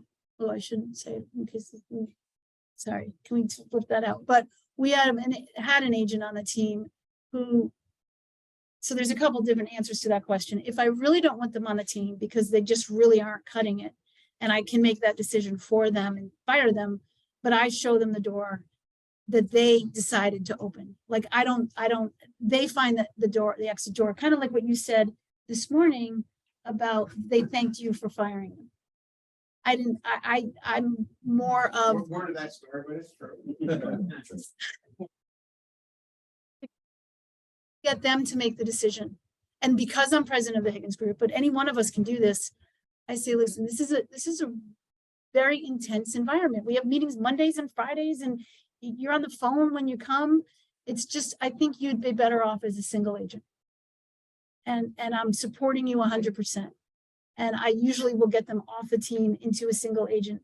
And when we hire someone, it's a 3-month, it's a 3-month period. So they still get their Vanderblue Team, vanderblue.com email. I highly recommend making sure that you either use the Remax or team ending in your email. But they get all of that. And then in three months, we sit down and I ask them how they're doing. And if the synergy is off, like they're what's in it for me person, or their energy is negative, or they're too loud, which we have problems with sometimes, or disruptive, then we sit down and I talk and I'll say, listen, your energy is kind of negative, or, whatever. And then they decide. And if I really don't want them, I help them decide. I help them. I say, I think it's a better fit. But protecting, you're being overprotective of your team and saying you might be too selective. I don't think like one bad apple spoils the bunch is so true. Yeah. And I let go of, this is a story that I'll be quick with because I know I talk too much, but there's so much stuff that we can talk. I mean, we could be in here and I want to hear what you guys have to say, but this woman, she was on my team. She made me more money than any agent has made me in their first year. I think she made like 220,000. It was a crazy market then, but she was just very, very well connected. But trust was an issue. And I heard her on the phone, and there is no gray with lying and not lying. There's gray in, telling people, but a lie is a lie. And the agents I noticed were turning over their paper when she walked in the room. And that was like, okay. So I was talking to my husband. I'm like, what am I going to do? How am I going to get rid of her? Because she's so connected. She's going to blacklist me. She's going to badmouth me and take all my ideas and tell them, our secrets or whatever. And I'm spiritual. So I believe in prayer and all that. So the next day I went to the office and she pulls me into the conference room and she slides an envelope across the table. And she says, I've been with you a year and I've made you a lot of money. And these are my demands. And I was like, I almost said, thank you. I slid it back and I said, Betty, I don't have to open it. You are so ready to fly. Just do it. And for future, making demands is much, if you had come to me and asked me, hey, let's talk about strategy, I might have said you should go on your own and do your own thing, but now it just confirms it because a team isn't about demands. A team is about synergy and collaboration, learning and helping each other grow, not what I want. So if you are going to start your own team, keep that in mind. And it was the reason I think I love that story is it validated my reality of it's not about the money and it's about the people and protecting what we've created. So when you're tempted, And there are people that have been like that I've turned, that saw the light. And an agent even said to me, oh, she saw the light. Because the light to us is us. And if one person, so there's ways to do it tactfully. So, not letting you off. Cocktail party. Oh, yeah. What are some of the things that your team members are gonna say to their peers about, you know, being on the team? I think they're going to say we're extremely creative, and Julie really listens to help me become creative in what I want to do to differentiate myself. So I have the leverage of a $300 million a year team, but I'm an individual. Is it possible for them to say, like, you know, although it's a $300 million team, I believe, or it's real that Julie cares about my business? Is that a genuine assessment? Absolutely. Absolutely. I think that's probably one of the keys. And we're gonna go on to the divisions. And I don't know if this was a setup when we were up there, but you remember when we were walking through there, we saw everybody in the room talking about the investment properties. I think you set that up. Around the round table. Oh, yeah. You have some divisions. We can maybe just identify what those are, and then maybe take a lunch break, and then we'll come back and go through the rest of the roundtable topics. And if anybody has any topics that you want us to discuss, we have hours after lunch to, you know, dig into them. Perfect. So if you can just maybe think about the divisions that you have, and then we'll take a break. Sure. So the first division I created actually was Move or Improve. And I created a division on a need. So the definition of marketing is creating a product that someone needs out of need. And I was at open houses, people would come in and say, they're considering a renovation. Oh, we're just getting ideas for a renovation. And that was happening a lot. So I created Move or Improve division and said, listen, I get that a lot. I was very honest with them, saying, listen, I've heard that so many times. I actually created a division around it called Move or Improve.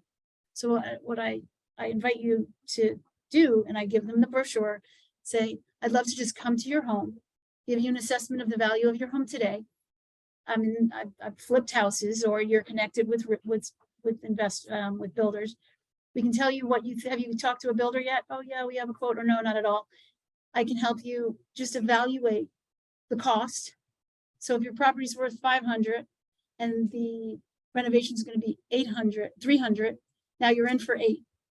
And I think it's important for you to know, to make that decision, to look at $800,000 properties to see would you rather avoid it? And I can honestly say, when I'm talking to them, I renovated many houses. I lived through it with kids. It's not easy. It's not an easy, and if I had known what I knew then, I would have bought a house that was already done when I had little ones. And I would have, and the other thing is, will your property hold a value? I've told a lot of people, Mr. Buyer or seller, that they should stay where they are and do the renovation. And they've said to me, why would you say that? You're not getting a sale. Because I want to bring you value.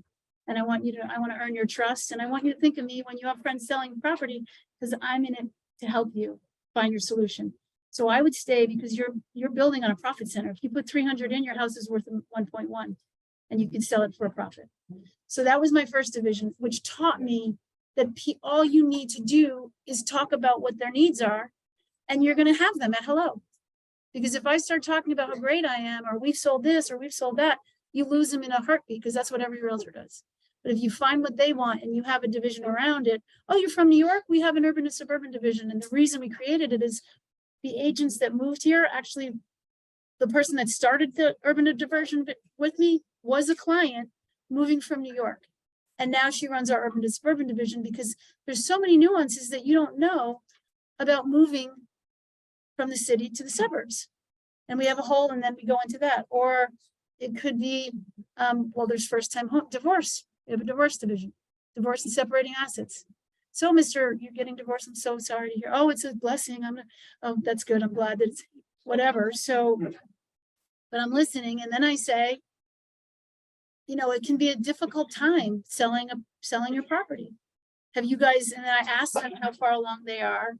because they're asking me about the real estate industry. So I have the permission to ask them. And one of the things the divorce division does is we get 2 agents. So I would be talking to you. One of the teammates would be talking to your husband. So both parties feel, because if you hire a single agent, one is going to not like them and one is going to like them. And they're going to think they're on your side, and each one of you is going to be represented with both of your best interests. And then there are all kinds of other things that the divorce division does. But if you take that minute to talk to them about the division that they might be interested in, you've earned their time to listen more. So there's divorce division, investment division, mover improved division, first time home buyers. I have a whole list on the presentation that I'll send to you guys. First time home buyers, divorce, urban and suburban, mover improve, investment, luxury. And then we have specialists within that. Those all have brochures, but then there are specialists within that. So the divisions I look at as just a conversation starter. Like, does anybody have something that they focus on? Like, do you have agents on your teams that are really good with equestrian properties? Or we don't have it built, and we don't have as much horse property, but we have a little brochure. But I also don't want to be disingenuous. And I don't want to be that agent that's just saying, oh, well, we have a waterfront specialist that doesn't really know it. If I had an equestrian, and I used to ride, so it's on my radar, but I don't have the time or energy to learn the true being involved in that. So commercial, and I love the commercial, like diversifying into different profit centers. And I have someone on my team that does commercial, but he's not as seasoned. He's doing it out of need.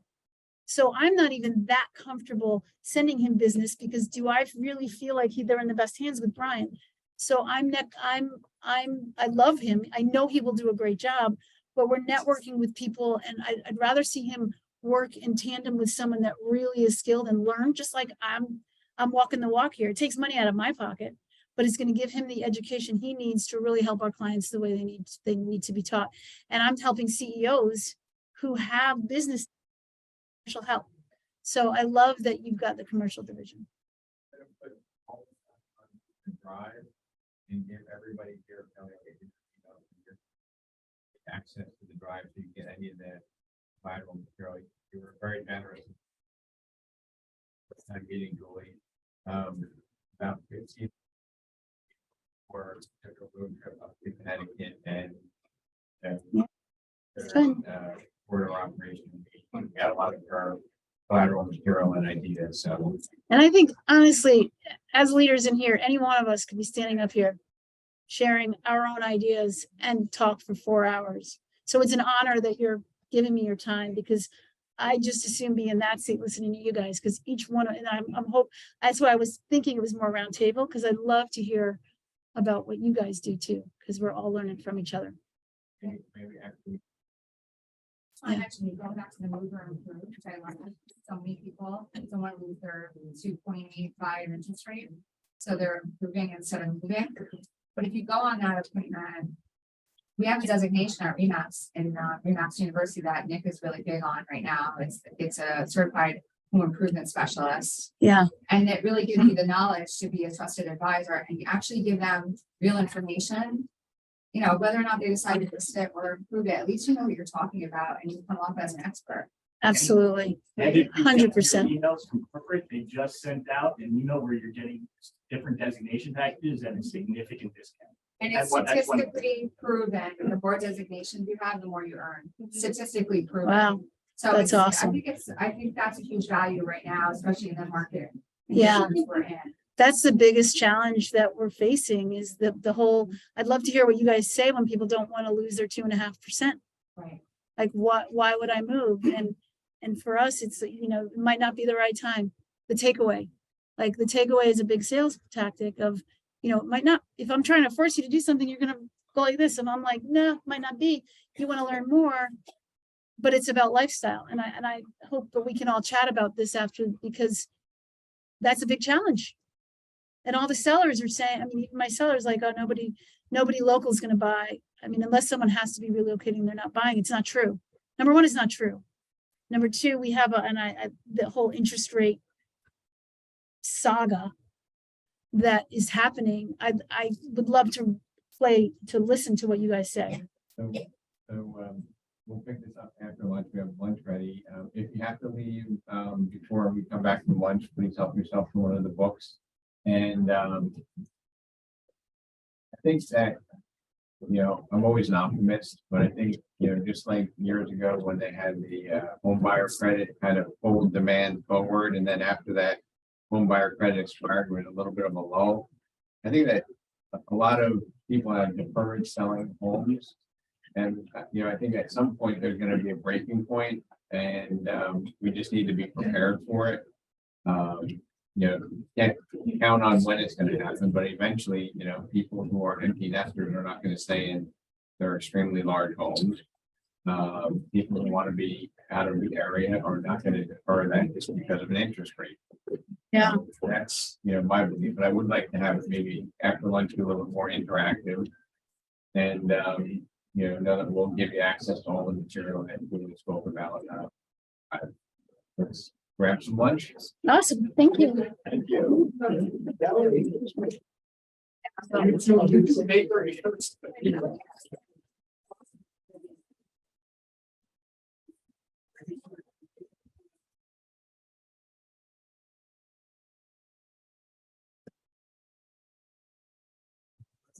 Yes, sir.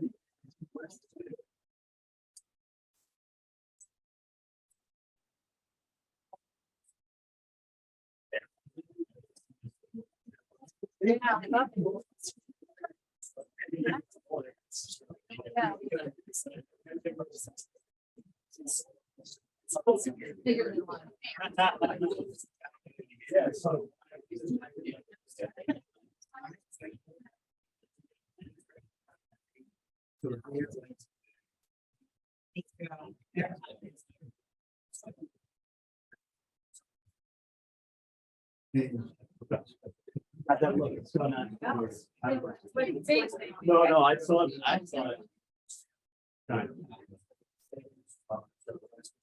Oh, fine. You enjoying it?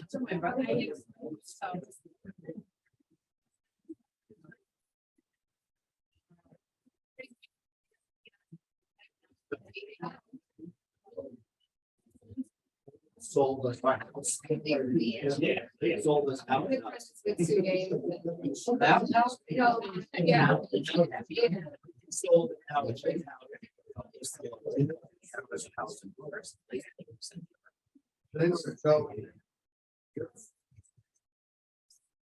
Where's the area? There's only 7 years that was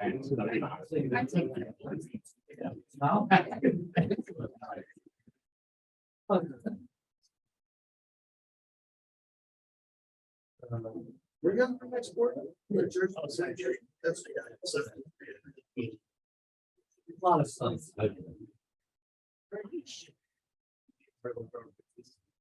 Well, back.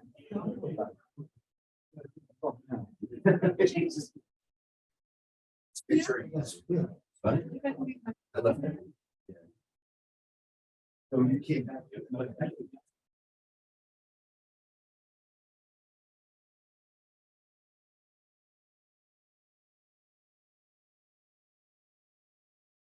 So I don't know if we want to just go to like, there's so many things. Like how many people use we were talking about tools. Does anybody here use BombBomb? Do you like it? I do. Do you have your agents use it? I do. I have them set up on the Mac. They have to record all their own videos. It gets incorporated into smart plans for 2 years and just drips and drabs and videos. Perfect. I'd love to see what you're doing. Because my agents aren't embracing it as much as they should. And I have had an example that I showed them. and it definitely wins us listings. But I always want to learn like what people are doing to, because I believe in the tool, because video, like the last one I went on, it was about a $2.2 million property. And he's like, when we were talking, it was just a regular, I hear you guys are great. I just am interviewing 3 to 4 agents. I want you to come in. I followed up with a bomb with this that had the links about us sharing. And when we got there, he said, I canceled my appointments. And, you know, I could just tell by your vibe. And after we hung up, before I even sent this, I sent him a video just saying, hey, just want to put a face with a name and I can't wait to meet you.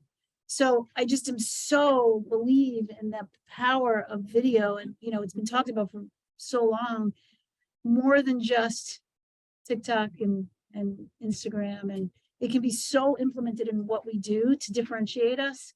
And so my agents are resisting it, some of them. And so I wanted to get ideas from people that use BombBomb on how to get them to get out of their own way and not worry that their hair looks bad or they look old or look how old I look. One woman does Facetune and she looks like she's 20 and she's 50. I'm like, you're beautiful. So just be you.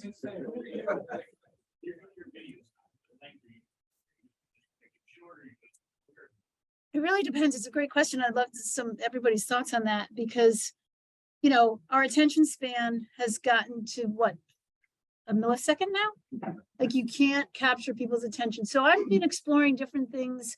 And I have on my website a video that's about 3 minutes long about the towns. Before I had that one, I mentioned Alan Dalton before, and he did these like 10 to 11 minute videos for us in the communities that we serve. Like, and I thought that they were great, but the agents thought that they were too long. 11 minutes is a long time.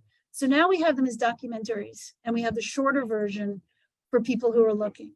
And I say to people, you know, we have two, for those people really interested in moving to Fairfield, they're going to want to watch the documentary after it. It's like watching a trailer in a movie. Because if you're moving to this town, you want to know everything there is. You're going to watch 12, or I say to the agents, they're going to watch 12 minutes. If you were moving from California or even from New York or wherever to a different town. So providing that education is really important. So, but that said, the shorter videos are the ones that get the most traction. And I guess it depends on what it's being used for.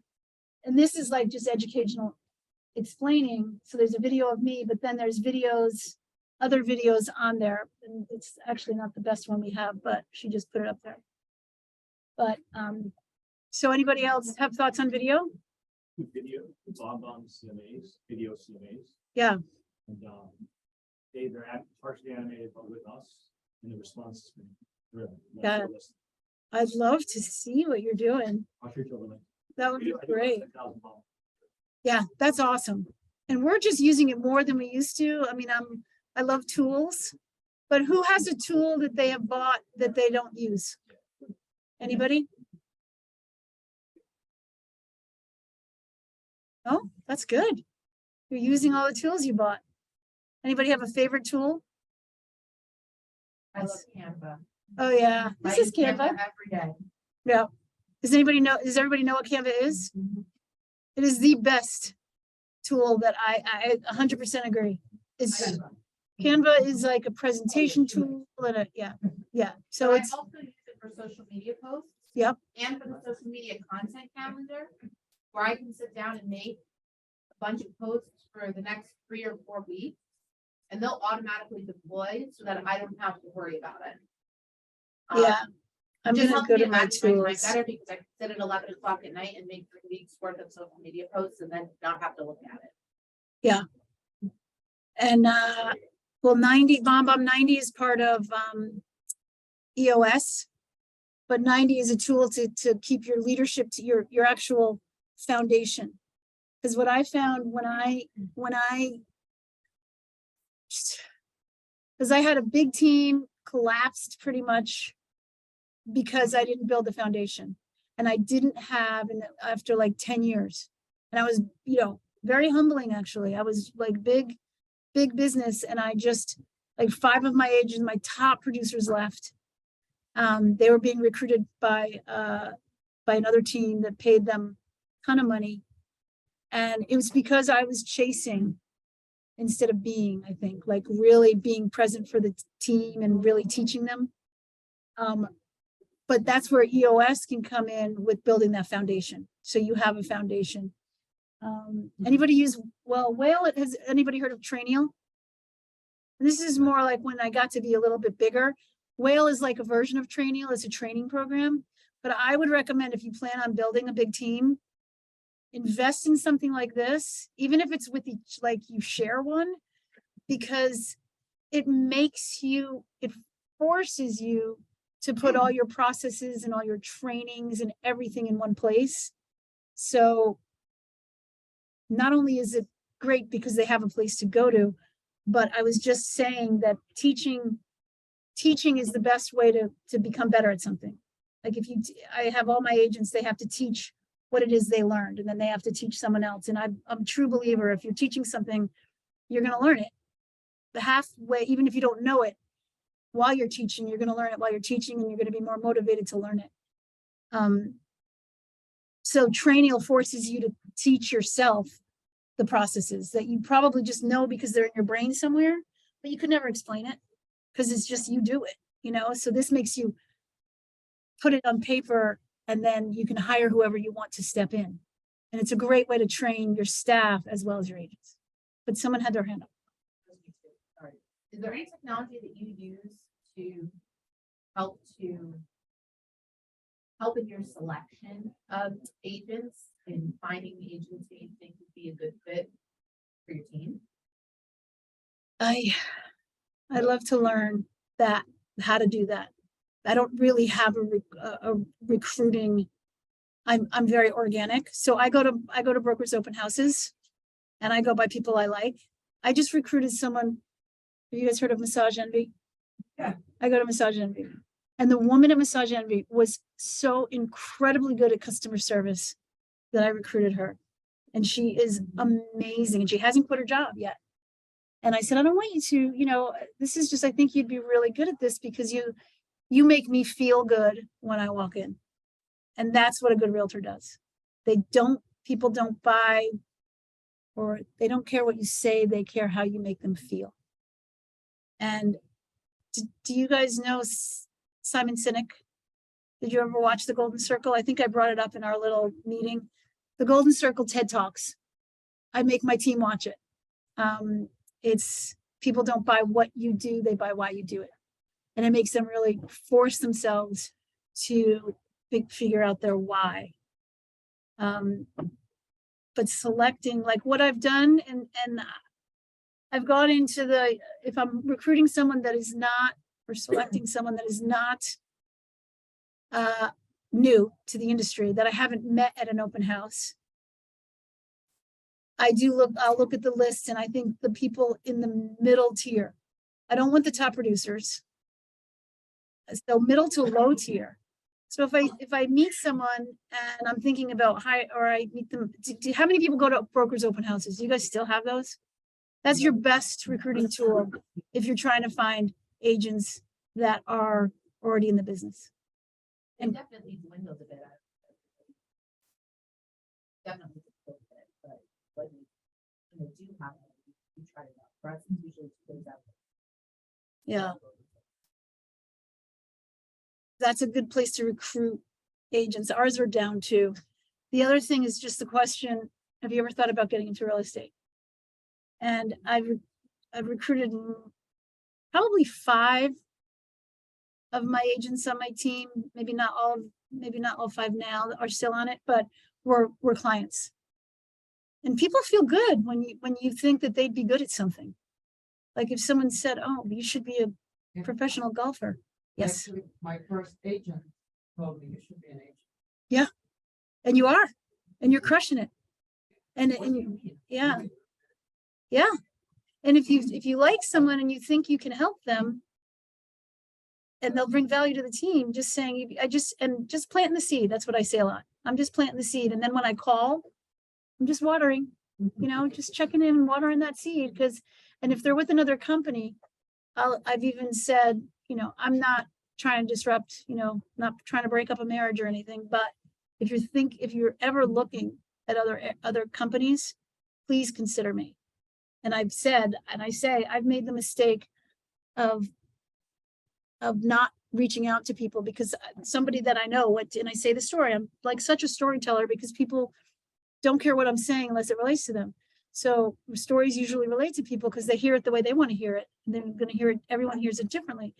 So I said, it really, bummed me out because there's this woman that I absolutely loved in real estate, and she moved from one company, single agent, to a team. And I called her and I said, I'm surprised that we didn't talk. She's like, oh, I didn't think you would want to hire me. I thought you were, luxury. And I'm like, it taught me a lesson to plant the seeds in a subtle, very humble way, not bragging about what we do, but talking about how great they are and how I think that we could bring each other value.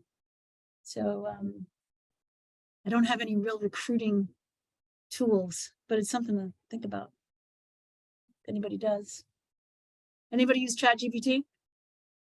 So I actually connect that with that concept here. Uh-huh. Connect it to my social media manager, Yeah. and that will allow you can actually go in and with like 2 or 3 sentences, have it create your entire content calendar with the actual content. Just copy that with the picture into what you're saying. Yeah. What app do you connect that with? It's called Zapier. It's a Zapier. It's a system that connects. Some say that, yeah. And Zapier. I guarantee you, it will cut your time in half. I just put in some 50 real estate marketing ideas for the next year, and it spit out a whole list of it. It's scary, isn't it? I think it speaks in my language because I'm a conversational writer, and I'm like, it must be in my computer because it's speaking in my words even. And You just gotta be careful with it because it does come off very robotic. So you want to go in and just kind of switch some of the things around, but it's going to save you hours. And I want to stress that point because it's the most important point is that people know that AI is there, right? Everybody knows it and they can tell. I can tell in a minute when I read something if it has to have a personal element in it. So I use it as an idea structure, and I'll keep like 80% of it, but it's got to have your style, and each one of us should have a style. Like my writing is my agents. It took a long time for my assistant at the time to embrace the way I write because I'm a conversational writer and it's not always grammatically perfect. And I wanted to be we were talking about teaching. I wanted to be a 7th grade teacher because of the way my 7th grade teacher made me feel. And she complimented my conversational writing, how I bring out feelings in people instead of just facts. And that always stuck with me, and I haven't changed it because of how that made me feel. All of us have a style with writing. Some are more factual, but people love that because, wow, I know if I read yours, I'm going to get to the point, I'm going to get it done, and I'm going to know. So just be careful with ChatGPT because I see a lot of agents doing it, putting it out there, and it's not authentic. It's also very sensitive to your prompts. So you want to prompt it the right way. So you want to tell it how to act, like whether as a marketing agent, whether as a sales agent. There's a newsletter, it's free newsletter, it's called AI. I think it's just AI newsletter, and it's sent every day and it gives you little prompts, points, tips, tricks, new AI systems, whether visual, audio, ton of stuff like that. And it gives you so many ideas. Yeah. Use it as an idea generator though. Like you're saying, like that's because I've really pushed ChatGPT away for, until I embraced it.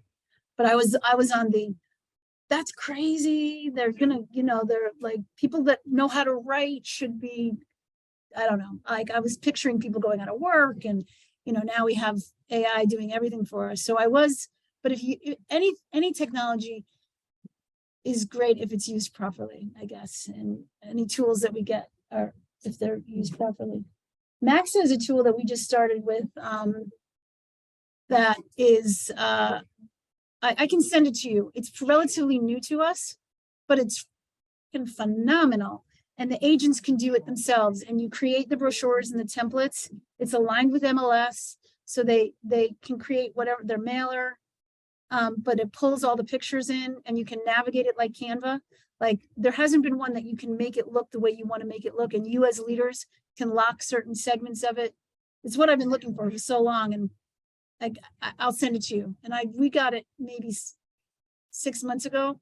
And I'm embarrassed to say that I have them, my support staff doing it, but I know that the agents love it.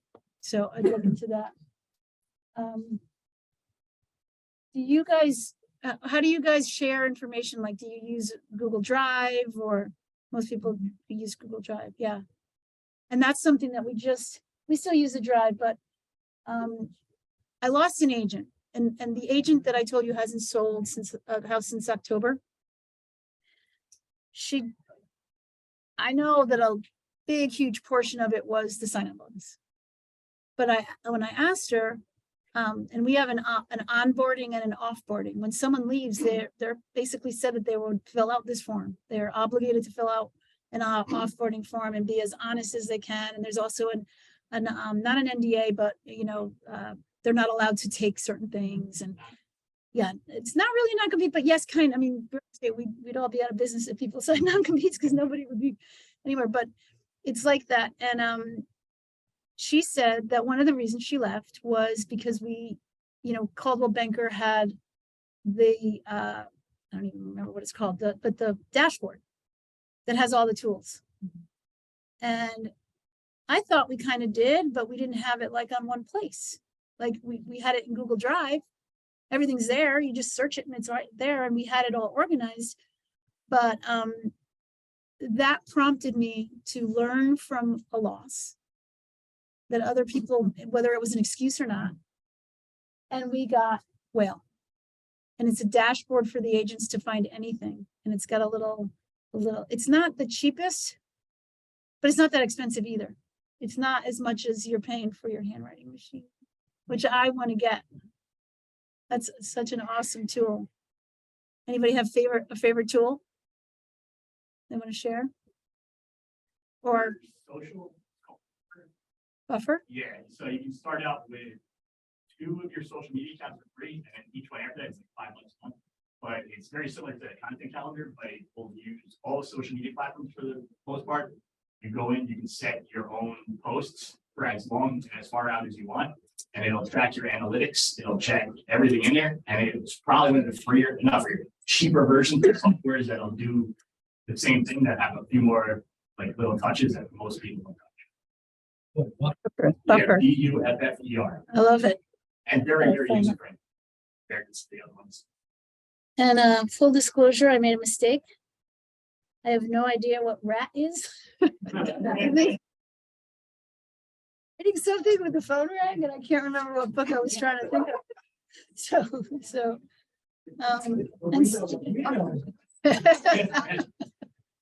Rat. I'm trying to think. I was looking at do you guys use Audible? I'm sure.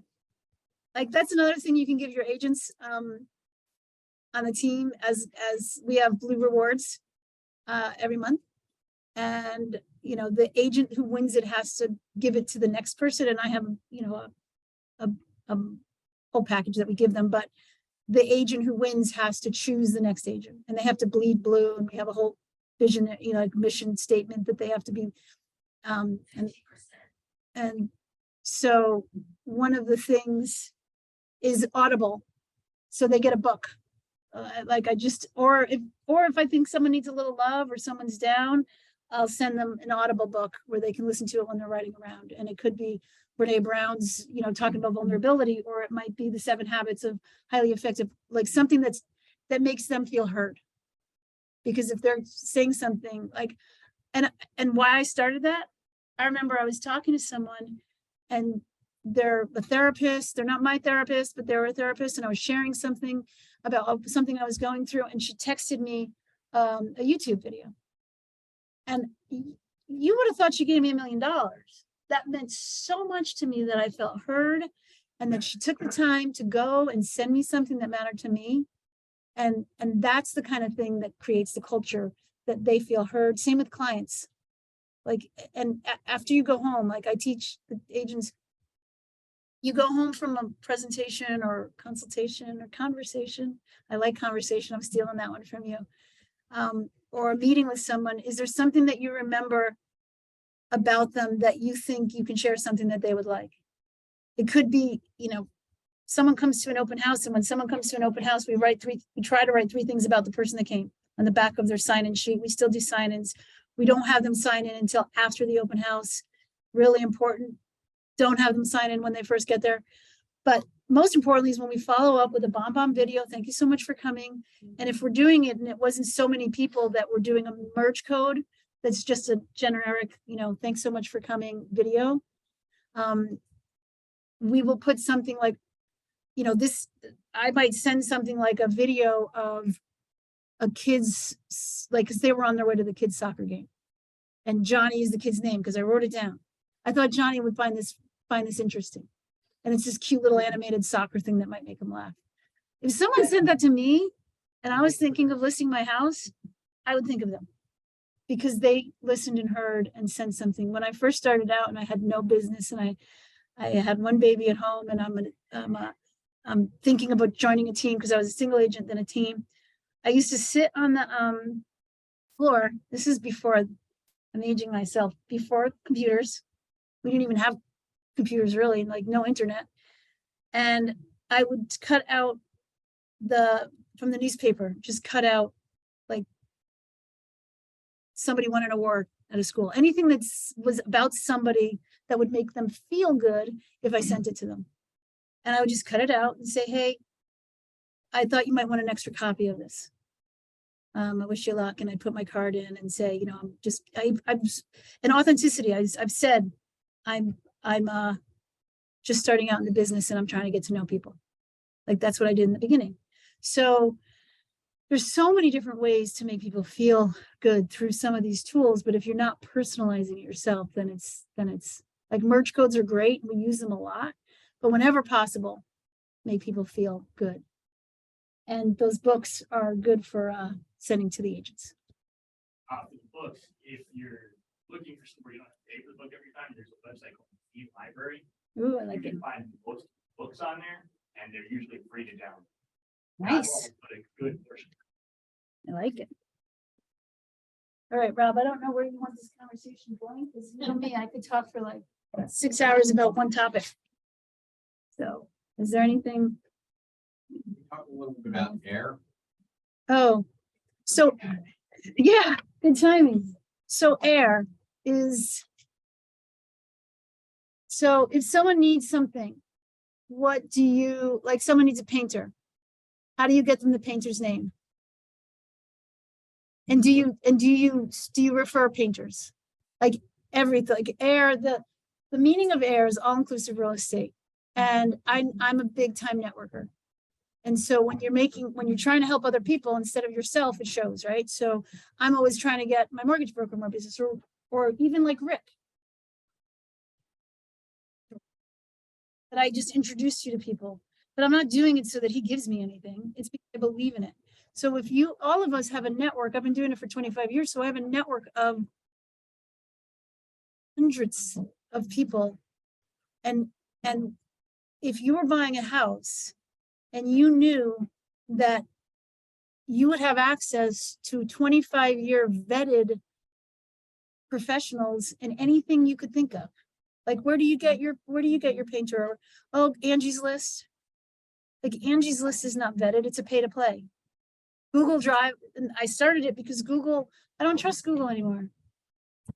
Best painter, try best realtor and see who comes up if they're not paying a lot to be there.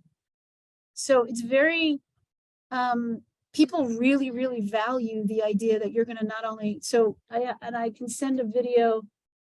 I wonder if we have Air website sneak. What she put up here. Oh, this is, so the reason I think she put this here, and I can send this to you too. We're tri-state area, right? So connecting with each other and sending referrals is really important. So if I was a speaker at the real estate, did anybody go to that real estate expo in New York at the Met Stadium this year? They usually have it in the city, but it's New York. That's your feeder town if you're in New Jersey, right? People are moving out of New York into the suburbs, either New Jersey or Connecticut. So we created a video around it. I've already no lie, because people know I don't.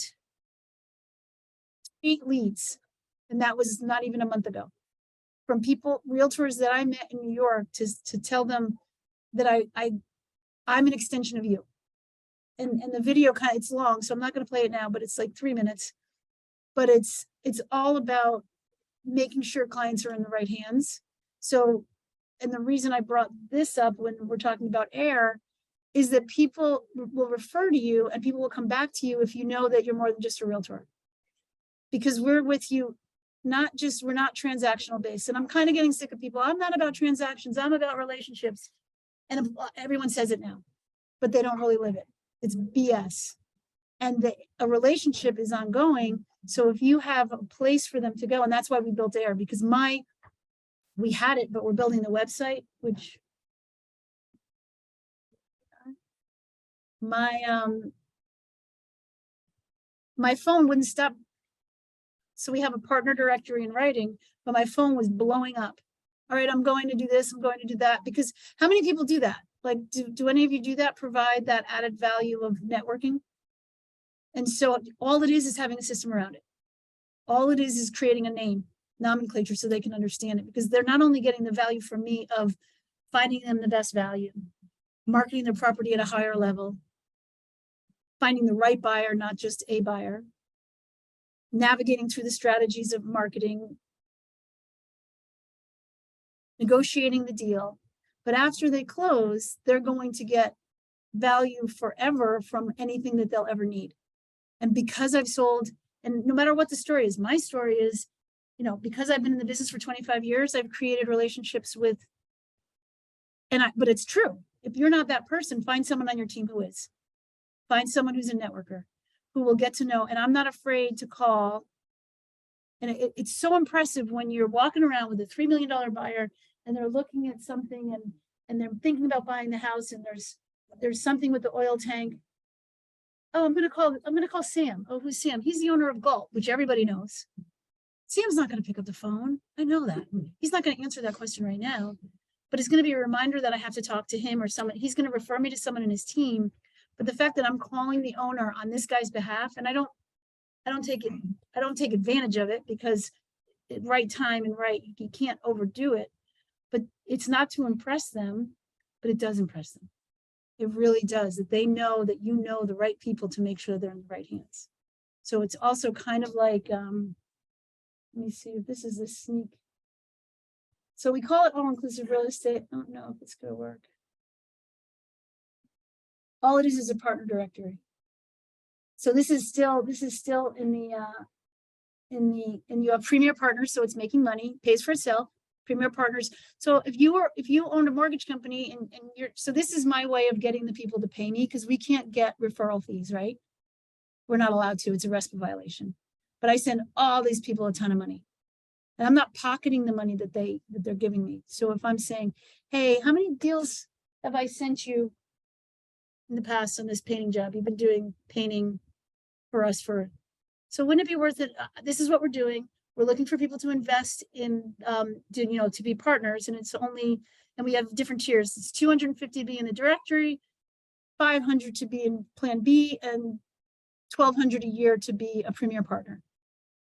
And we've way more than covered the expense of the website that we're building and the tools. So it will become a profit center, but it's coming from the why. The why we're doing it is to help people. And if you're moving to a place, whether you're here or not, it's just a resource. It's all it really is. It's putting all of the knowledge that we have into one place. And I'm not saying you should do this. I'm just saying, if you don't have a partner directory or something where they think of you, and you guys have seen my neighborhood network thing, right? Some of you. I'm just going to grab the little box, because this is also part of it. When we're talking about community. So at the end of every closing, this little box goes to the buyer, whether they're represented by us or not, which some people think is a conflict. I don't, because the buyer's agent doesn't want, the buyer of the property that we listed doesn't necessarily want us in front of them. But this is a gift we give to everybody who we work with. And all it is are these little coupons that we create branded from our favorite places. So this is the neighborhood network part of AIR. So we're not only going to give you everything you'll need home related, but this is our introduction to you to our favorite places, and not everybody makes the cut. These are just the places.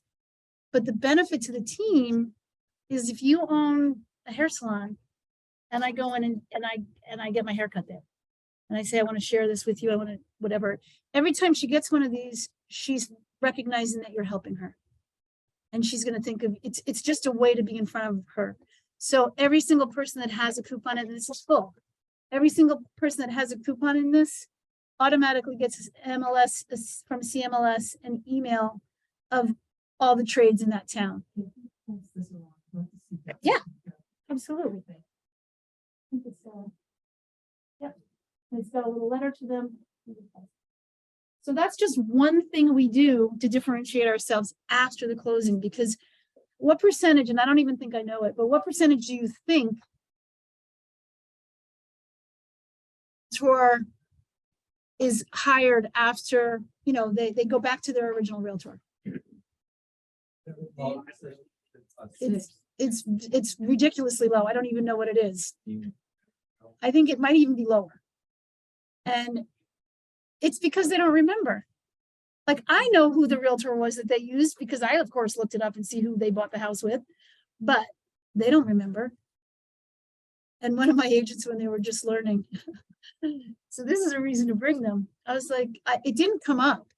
I wouldn't say, oh, who was your old realtor? You just never would. Common sense, right?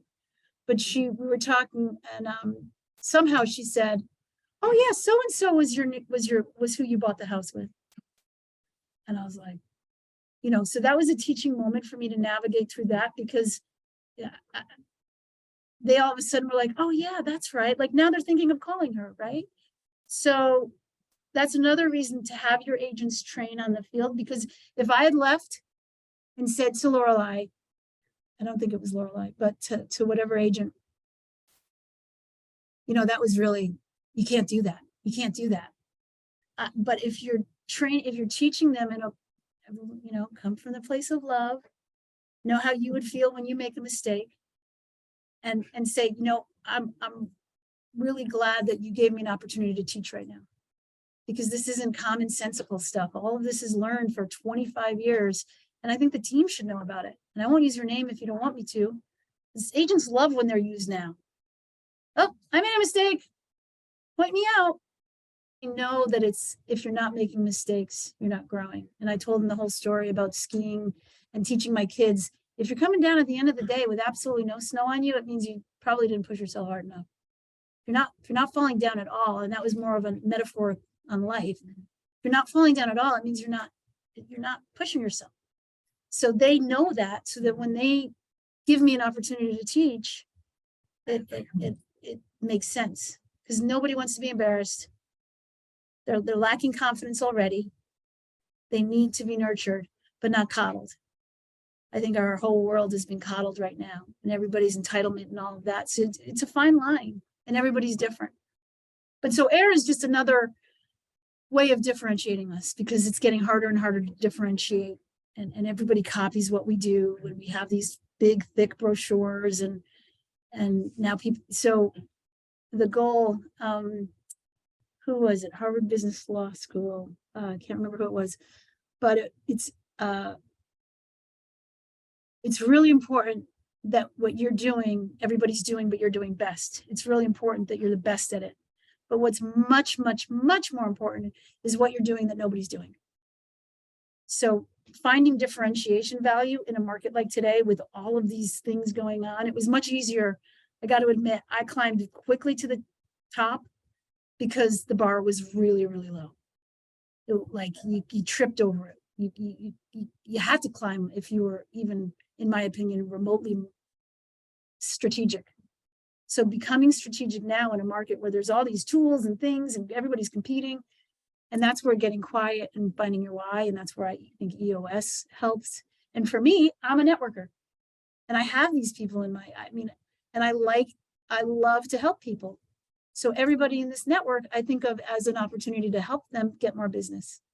And it comes back to me because it's for the right reason. If I was, and when I first started, have you ever heard of HomeLink? Is it still, I don't know if it might not even be called HomeLink. William Ravis was trying to do something similar to this back in 25 years ago, but he wanted to be in everybody's pocket. So not only did you have to pay for it, it had to go through a funnel. And if you got that job, you had to pay Ravis 25% of it or some kind of a referral fee on top of it. Biggest RESPA violation I could think of. But at the same time, like AIR is not owned by the Vanderblue team. AIR is a member of the Vanderblue team, so it can accept funds towards growth. It's not a referral fee. And then I'm not on the hook as an agent in case the painter, spills on their floor. It's a trusted resource. But if you're doing it to get into everybody's pocket, I don't look at it as a profit center. It will be a profit center. It already is a profit center. I look at it as a lead gen, added value opportunity to help the community and to give my clients more value. So what is your AIR? Like AIR is it for me because I'm the networker and I have this, but all of us, I think, have some value that we bring or that we're really, really good at that you can create. And this is, you probably have this, you don't have to call it AIR, it's just your network, but helping refer other agencies other than mortgage insurance. So we have the 4 pillars, real estate, financial, which has not only mortgages, but wealth managers, everything financial, tax accountants, insurance, not only homeowners, but every type of insurance, legal, obviously attorneys for real estate, but litigators, and neighborhood network. Oh, and home services is the biggest one. Home services is what everybody comes.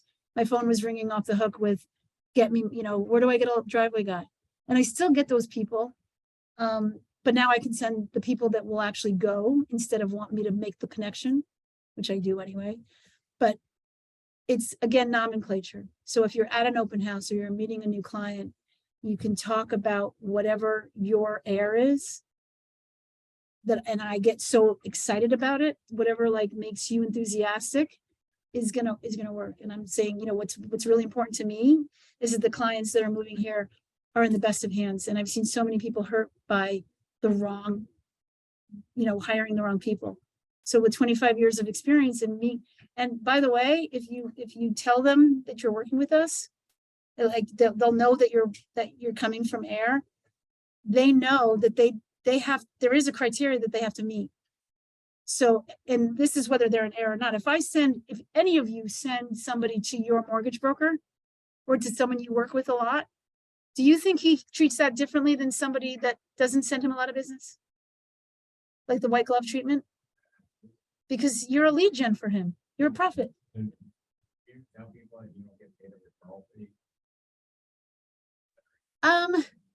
It depends. I usually will say, there's really nothing in this for me. Other than I really, really value these people and I want to make sure you're in the best hands. And that's value to me. So I don't say referral fee. I have before, when someone's snarky and says, oh, so what are you getting for this? Some people will read into it that I'm doing it for whatever other reason, even agents. Oh, I wonder what she's making on that. Let them think. It used to stop what other people thought. It used to stop me from, and here's a story that has to do with this, because how many people do charity events? So I was by some of the agents because they were saying she's doing it only for the publicity. And it hit me so hard that I stopped doing it. Because I thought, if anybody thinks I'm doing this just to become, because real estate, my name was pretty big and I didn't like it. I have my photo. It even haunts me kind of to send you my e-card because it has my photo on it. I don't have my photo on anything because it's not about me. And I'm not saying people shouldn't have their photo because it is a really important part of branding. I have my logo. Some of my agents use their photo, and we have our photo on our signature and on our business card. But it's hard. I don't know where that came from. What were we like? We're talking about the people asking. Yeah. Then I went off on a tangent. How people are suspicious of your photos for doing good things. Yeah. See, you followed the path. There was a method to the, it got somewhere. But, yeah. You know, we're getting close to the end. Do you have, like, you talked about your team planning. Do you have a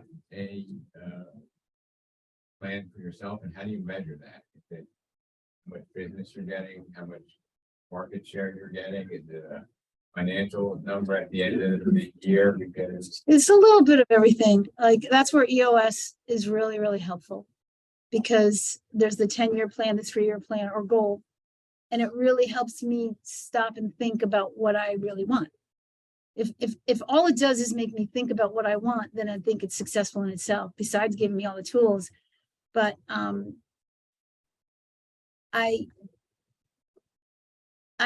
as a visionary, it's hard for me to picture, and maybe it's because I read The Infinite Game, I don't know, but I'm like, I've never arrived. Let's put it that way. Like, I'm so obsessed with, wow, that's cool. We just bought an inn in Maine 2 years ago. And I'm going to get licensed in Maine now. And so my vision, if I'm like, that's my goal, and then I'm going to miss all these opportunities because I'm focused. So I kind of have it loose, but I do have with EOS, and it was like they had to tie me up and make me do it because, and it did help. And it made me look at my 10-year goals, my 5-year goals, my 3-year goals, and my 1-year goal. And it does have a financial aspect and also a lifestyle aspect. and in your personal goal, adding people to your team, part of that goal? Yep. And we said we wanted 50 by the end of the year. And we've got 40. But I have to check the numbers because we have 7 support staff and I think we have like 34 agents, so it's a little over 40. So yes.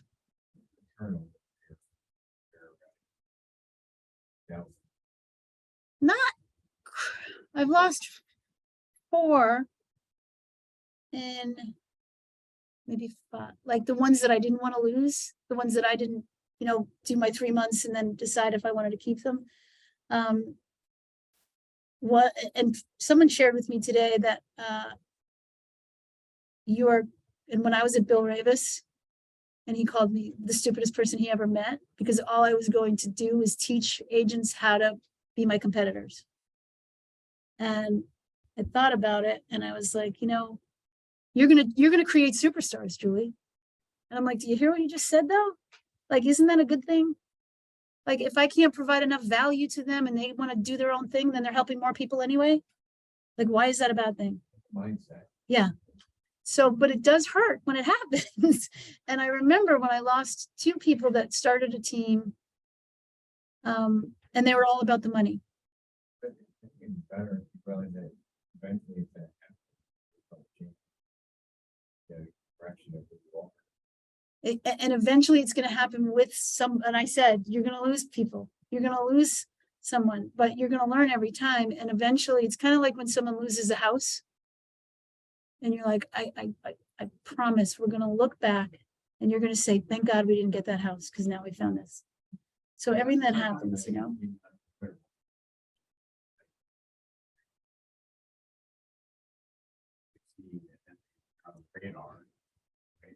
else. It hurts. Yeah, acknowledge that. Is it less than 10? You lose less than 4 a year? Oh yeah, I've probably lost 7 or 8 in the last, when I was growing really, really fast, almost too fast. And this is a good story to tell and I was getting in my own way. I was trying to do everything, be all things to all people. I wasn't being authentic anymore because I was being a people pleaser, basically. And my team, I wasn't there for my team. I just wasn't there for them. I was there for everybody else, the clients, and I can tell you it's going to happen because you're juggling so many things because you're getting successful, and the team needs the most support. They are your business, and the clients that are crying and being a pain hopefully it'll be more than transaction. But honestly, if they're being a pain, you don't want them. I realized that I choose who I work with was like a game changer. And so you're talking about someone you're choosing to work with versus the people you spend your life with. if you spend too much time doing the other stuff, you're gonna lose the real cake, focusing on the frosting. Hired. Mix of experience. I'm sorry. Are you hired to mix of experience and you like? Yeah. Got your eye on your massage therapist. Yeah. So she would be, like my top producers were brand new when they joined me. Brand new. And I love that because I can teach them. Because you can't teach, you can teach knowledge is you just on MLS, they'll learn that. But the people that I've just recruited, one's from Coldwell Banker, one's from Ravis, and one's from Berkshire Hathaway. And the other is brand new.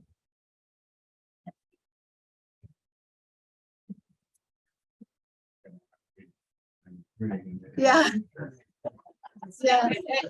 I mean, be careful. Don't go looking for them. But if there's someone, like, focus on how you feel.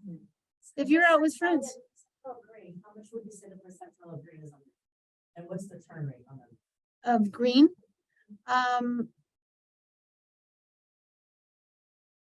50. You have 50 that are green and 50 that are. Well, not anymore, but when I hired them, they were green. Because I've been doing it 20 years. So when I hire, maybe even 60-40 green. Like, I love training, I love teaching, and if someone has learned something the wrong way, it's really, really hard to change their mindset. And currently today, you still recruit green? Yeah. Yes, absolutely. I just talked to the massage therapist. She'd be awesome. But I would bring her in, talk to her, see how, you know, I mean, I'm not saying go to the bar and, like, if someone makes you feel really good, that's the biggest ingredient. And it's hard to, like, if you focus on how you feel when you're around people, you're going to recognize it right away. It's kind of like when you drive a Volvo, all of a sudden you see the Volvos all over the place. Yeah. Yeah. So you'll recognize how people make you feel because you're thinking about it a little more. And those are the people you want to, they make you feel bad. You certainly don't want to, but if they make you feel special, then they have the ability of make people say, how did Julie get so successful? And I've heard different people and they're like, you know what? She makes you feel like you're the most important person in the room, no matter what. And every person feels that way. And that's what we have to try to do. And it's not an easy task in this world. You're talking a lot about the US and other topics. Sounds like the US has really helped you find some balance in your life that you got.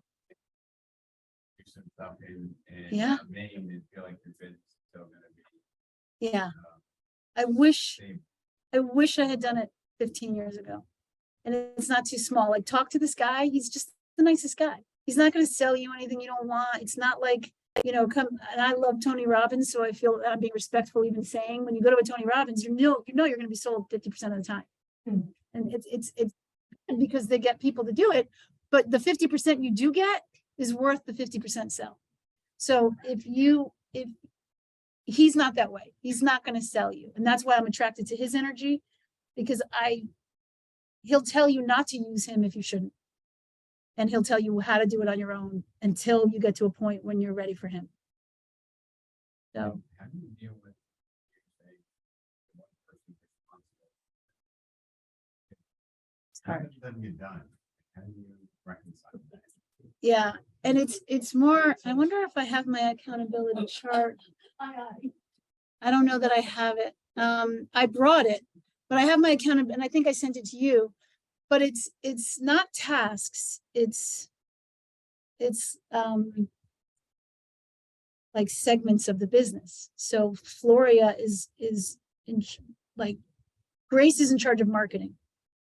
So if something doesn't get done, it's on Grace, but she has an intern and she has these people, you know, she's not, that person isn't always doing the task that they're responsible for.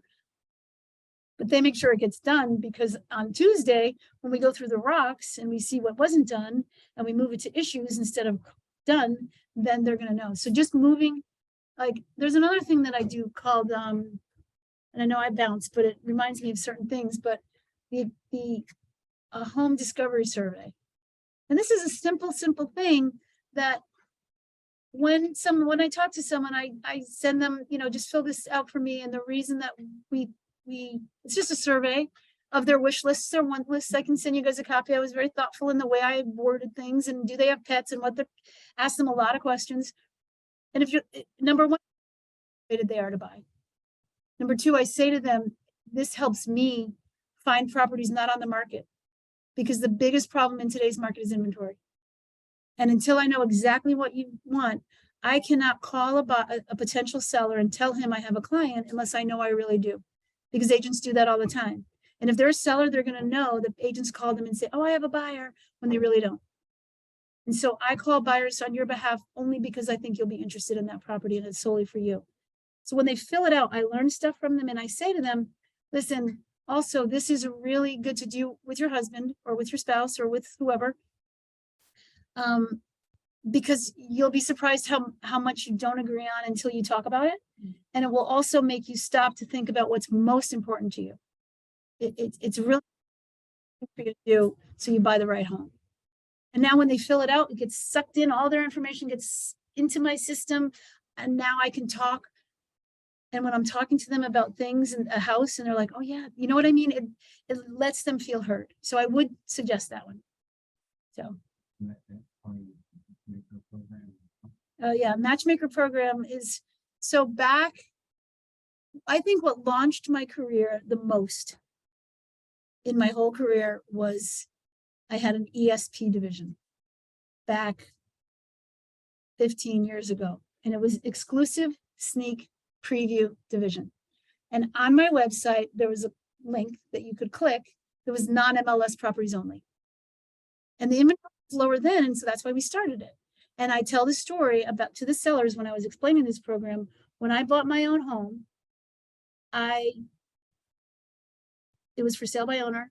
I walked up, I took the sign out of the ground, and I tell them the story just like this. I took the sign out of the ground and I asked the homeowner how much it was going to cost for me to put that in the garage. And they were upset. They're like, what? And I said, no, I'm going to put it back. I'm just showing you all my cards. I love your home. I'm going to buy it. What are you asking? I gave them asking price. I waived my contingencies. I didn't take a commission. And it was a piece of, it needed a lot of work. And it needed a lot of work. It had good bones. Although, so I overpaid. And the reason that I overpaid was fear of loss. And fear of loss, if they put it on the market, I thought it would sell. And fear of loss is a much bigger motivator than hope to gain. And I say, I'm not a fear monger. In fact, fear is like, I don't like instilling fear in people, but it's a strategy that will work for my sellers. And that's why exclusive sneak preview division was, because it's non-MLS properties. And if people want what's not available. And so there's different I could talk for a while about the fear of loss stuff, but ESP was just non-MLS. So how many people have a property that they want to sell, they're not ready to sell, and we're not allowed to market it for them until they put it on MLS? Does it work in, like, you can't have sneak preview, you can't do it anymore. First, yeah, this could be a tangent. I'd be on this soapbox for a while because I don't think it's in the consumer's best interest. It's in the National Board of Realtors' best interest, who's trying to keep all their realtors happy so they get more fees. But if a consumer wants to market their property with the help of a realtor, they should be able to do so without going on MLS. So we won't even get into that, but you can't do that anymore. So matchmaking program is what we've created, which is basically finding properties that are not on the market for our buyers and finding buyers for the people that don't want to sell. Because if you go to an open house and there's how many people come to an open house, or what percentage, if you're having the real true conversations, most people, because when they complain about inventory and you say, there's a clog in the system, like so many of the buyers, the sellers are afraid to put their house on the market because they don't know where they're going to go, which creates less inventory. And so if the sellers were putting do you have to sell, sir? So it gives me an opportunity to ask him if he has a house to sell. And then he says yes. And then he's like, great. And if he says, no, I don't, then you're the perfect buyer. But a lot of people have to sell, which means they're not a good buyer. Because if there's 5 offers on something, someone who has a house to sell isn't going to win in this market. So what we've created, so no matter how I start that conversation and I say what we created is a matchmaking program, which all it really is that I'm meeting all these people that have houses to sell and I find out about their home and I have buyers, they're selling, that I have them so I'm introducing buyers to sellers and we've swapped houses. So it's not anything we're not doing already, but if talking to a buyer about that, it differentiates you and it puts a name on it and it makes sense. And it's gotten us a tremendous amount of business. And we don't have a brochure on it. I just talk about it. And the team talks about it. And maybe we'll make, if it passes the litmus test, who knows? But I don't think it deserves a brochure. I think it's a conversation. So I think it's important. You know, we've been using Maxit for mailers. I so believe in it. I'm not a power of example on that one. And I'm starting to become one because I believe in it, but I never did it. So to me, it wasn't, but I'm a different, I'm networking and doing all this. So my business is coming, but again, target marketing is so important. And if someone's working, but I would say if people are mailing, like what I have my agents do is we do a calendar because there's no sense in doing 2 or 1. Like just listed, do mailers around that for 6 months, but offer value of not just, hey, I just listed this. We have, and I can show you some of ours. We have community partners that will promote something that someone's doing. We'll have, fall checklist in the fall that's sponsored by our favorite design guy. So he helps pay for it. It's all simple stuff you've seen, but people aren't doing it and get creative.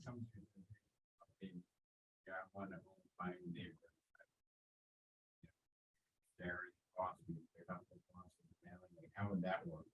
So great question, because they have to have skin in the game and they have to prove themselves before I'm willing to pay. And I am willing to share costs to some degree, but I usually help them get their costs covered by a partner. So the partners are helping them pay for it. Sometimes I'll kick something, and if they have a big sale, I'll bonus them toward, like when I bonus is towards their marketing. So I'll help them pay for, but it has to go towards marketing. So. Yeah. Yeah. Like blue bucks, we call it. Blue rewards and blue bucks. So they're getting money towards the marketing. The who one, how do you approach the business owners to participate? So I choose places in the beginning. I choose all right, I'll give you an example of what I just did last week. My son's girlfriend is a knitter, never been into the store before. It's a yarn store. I bought her gift and she knew it was a gift and she knew she's like, oh, let me get you a card for that. She goes in the back, she gets a card, she brings it back and just thoughtful gesture. So the strategy I usually use with this is it's somewhere that I just gave business to start. I just walked in, I go to my car, I have those in the car and I have the little folder that I give to them. And I say, do you have a few minutes? If it was busy, I wouldn't do it then. Or if it was busy, I'd leave my card and say, I'm going to call you when you're not so busy. And basically, I just say, I've been in real estate for 25 years and we've created something called the neighborhood network. We're very, very selective. We don't invite everybody in, but because we're referring you to our clients who we've earned their trust. So you just made me feel really great. In that case, I'd say you just made me feel great, really great. Or I just enjoyed this amazing meal or whatever it is. And I'd love to invite you to be part of it. It doesn't cost you anything. Zero. We do everything for you. The only thing it costs you is if you're going to give a gift, like you have to give something to the client. So you're not giving up anything until you get a new customer in your door. So it's free exposure. And at the end of every month, you're going to get an email list of all the people who have bought homes in Fairfield. So that's just good for you. I highly recommend you, especially if someone, you see that list, send them, that they just saw your logo. I highly recommend you send them a welcome to the neighborhood. So you pay for all the marketing? We do it in-house. Yep, we print the coupons. And we, yes, so it's you get it done, but you could also charge people. It's so easy.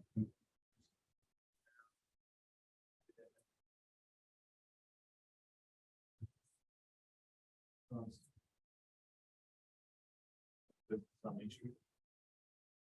And then maybe one of these. Might save you some money and make your. Yeah. I basically just say to the business, I'm gonna give you a chance to love on our clients.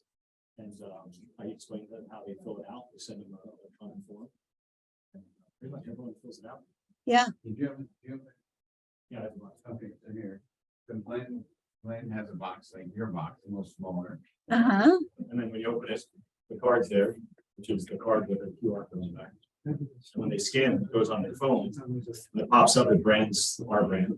And then they can show the coupon wherever they go. So like Lowe's is there, all kinds of things. Oh, yeah. There's the Main Street ones with the local GPS location.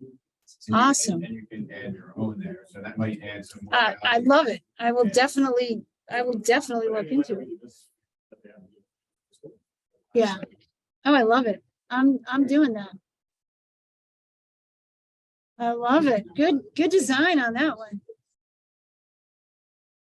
Yes. I'm sorry, I wanted to ask you about education. Yes. As far as like designations go, if you decide, hey, this designation looks good, I'm gonna do it. Do you bring your whole team with you? How does that go? Is it recommended? Is it mandatory they get it? It's not mandatory. I invite people to go to events and get designations, but actually I'm in a student mode on this because I haven't, like, I loved what Kelly said. It's statistically proven that, and I have designations, but I don't focus on it at all. And I think I should be more than I am. Like we have like designations on making sure that you're an expert in it before you say you are. But it might be my resistance to the fees that they'll charge people to get a designation.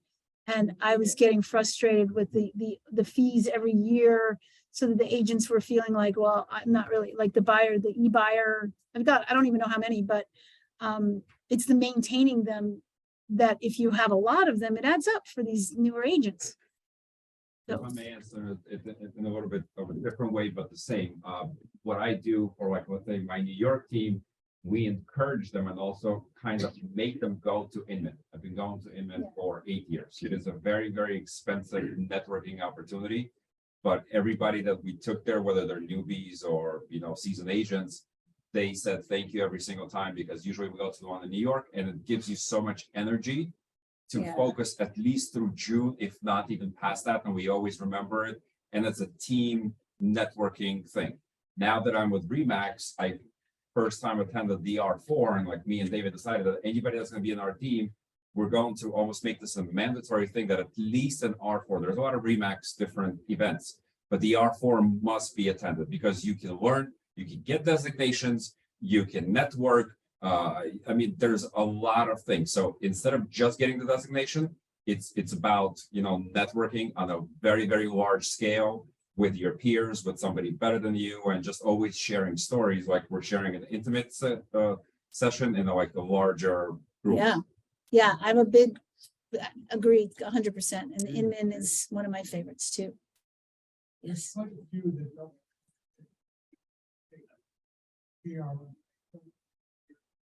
Yeah. Yeah, I'm so happy because my agents will be happy to get, I don't push it, and I should. It's something I have to grow in that direction.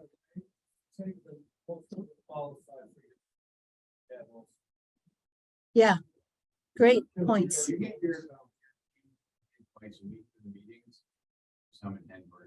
Some attend virtually. So we probably have like usually 15 bodies in the office and 15 on screen, 15 to 20 on screen. And it's, and we do a roundtable. It's quick. It's like an hour, but it goes really fast and it's fun. And Chris is our comedian, so he always ends with trivia, and everybody loves that, so we end with it. And then training is training. Do you guys have formal training weekly or? And yeah, 3 times a week. That's awesome. And we have like training on Fridays, and then Wednesdays is new age. Like every Wednesday, Floria or someone will meet with the new agents. And I'll have. Do you guys have mentoring? Like an agent will train an agent, and I had to be careful with that. Just because of styles, but you know, just making sure that what we were trying, but that's awesome. And Do you run your own meetings? no, I used to. Best decision of my life was Kelsey runs them. And they go so much better. You know, I'm not a good, you can tell I'm all over the place. But I have so much, you know, so she calls on me and I can talk as long as I can talk. And she gives me the nod and then I stop talking. Do you compensate the mentors? Yes, yes. So there's a percentage of the first 3 deals, that someone does to be a mentor. Okay. What percentage do you give? I'm pretty sure we do 15. Kelsey took this away from me because I tend to be a little more generous.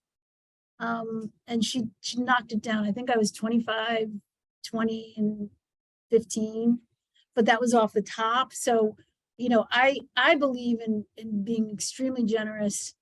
And it comes back to you, but it can, I think she narrowed it down to now 15, 10 and 10 or something. I can let you know. And it's off, and you said you do it off the top, not, so basically the agent and the team leader are sharing in that. No, the agent, so with me, I didn't want the agent to be impacted. Okay, so coming from my side. Yeah, so I wasn't making much on those first 3 deals at all. She was like, Julie, you're not making anything on these. And so she switched it. Also having someone help to train them. So Exactly. So I'm right there with you. Hi. Okay. We all see some more time? wrap it up. We're trying to wrap it up. Yeah. Real quick, just so that everybody can end their day. Get up Absolutely. for traffic. Maybe last minute. Any last? Just one more question and comment. Do you believe in the strategy that just a lot of the people are using right now, like a team within a team? So for instance, if you're running a large team with multiple agents and they're strong in commercial or they're strong in this, so you create a team with a subdivision that they may have one more person underneath them. You still are the team leader for everybody and you're a mentor, but they run their own sort of subdivision within their own team. It can get confusing, Right. but I do it. Okay. Because I'd rather nurture someone who wants to be a leader into being a leader with us than to have them lead somewhere else. And if they don't have the leadership qualities, I either say, I don't think this and this is one more story, Brandy. This is a really good example. Brandy wanted to start her own team underneath, you know, have her division. She'd been in the business for a year, but I did a lot with her because she was proving to me she was focusing on this area. So I went and got like 4 listings and I brought her in with me and her confidence was great. And then she got recruited by Rams. They gave her, she was in the business 1 year, did like 12 million with me. And they gave her money. I think it was only like $5,000. I'm like, $5,000?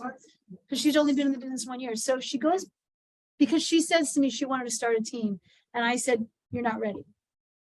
So she went and started a team over there, not ready. Within a year, less than a year, so she had to pay back the money. She came back to me. She's my golden, using Brandy as an example of why not to leave is really, really good. So I'm glad she left and came back. But if I had let her start her team, she wasn't ready. Chris, on the other hand, has 2 agents that he makes money off of, and he is totally ready. He is nurturing them and he uses and leverages the team the way he should. And he's part of the team and he's not competing with the team and he's a team player. So he's earned the right to be a team within a team. But it's not like, oh, if you sell this much, you can do it. You have to have the right mindset. You have to be not like coachable but so the answer is yes, we do, but limited.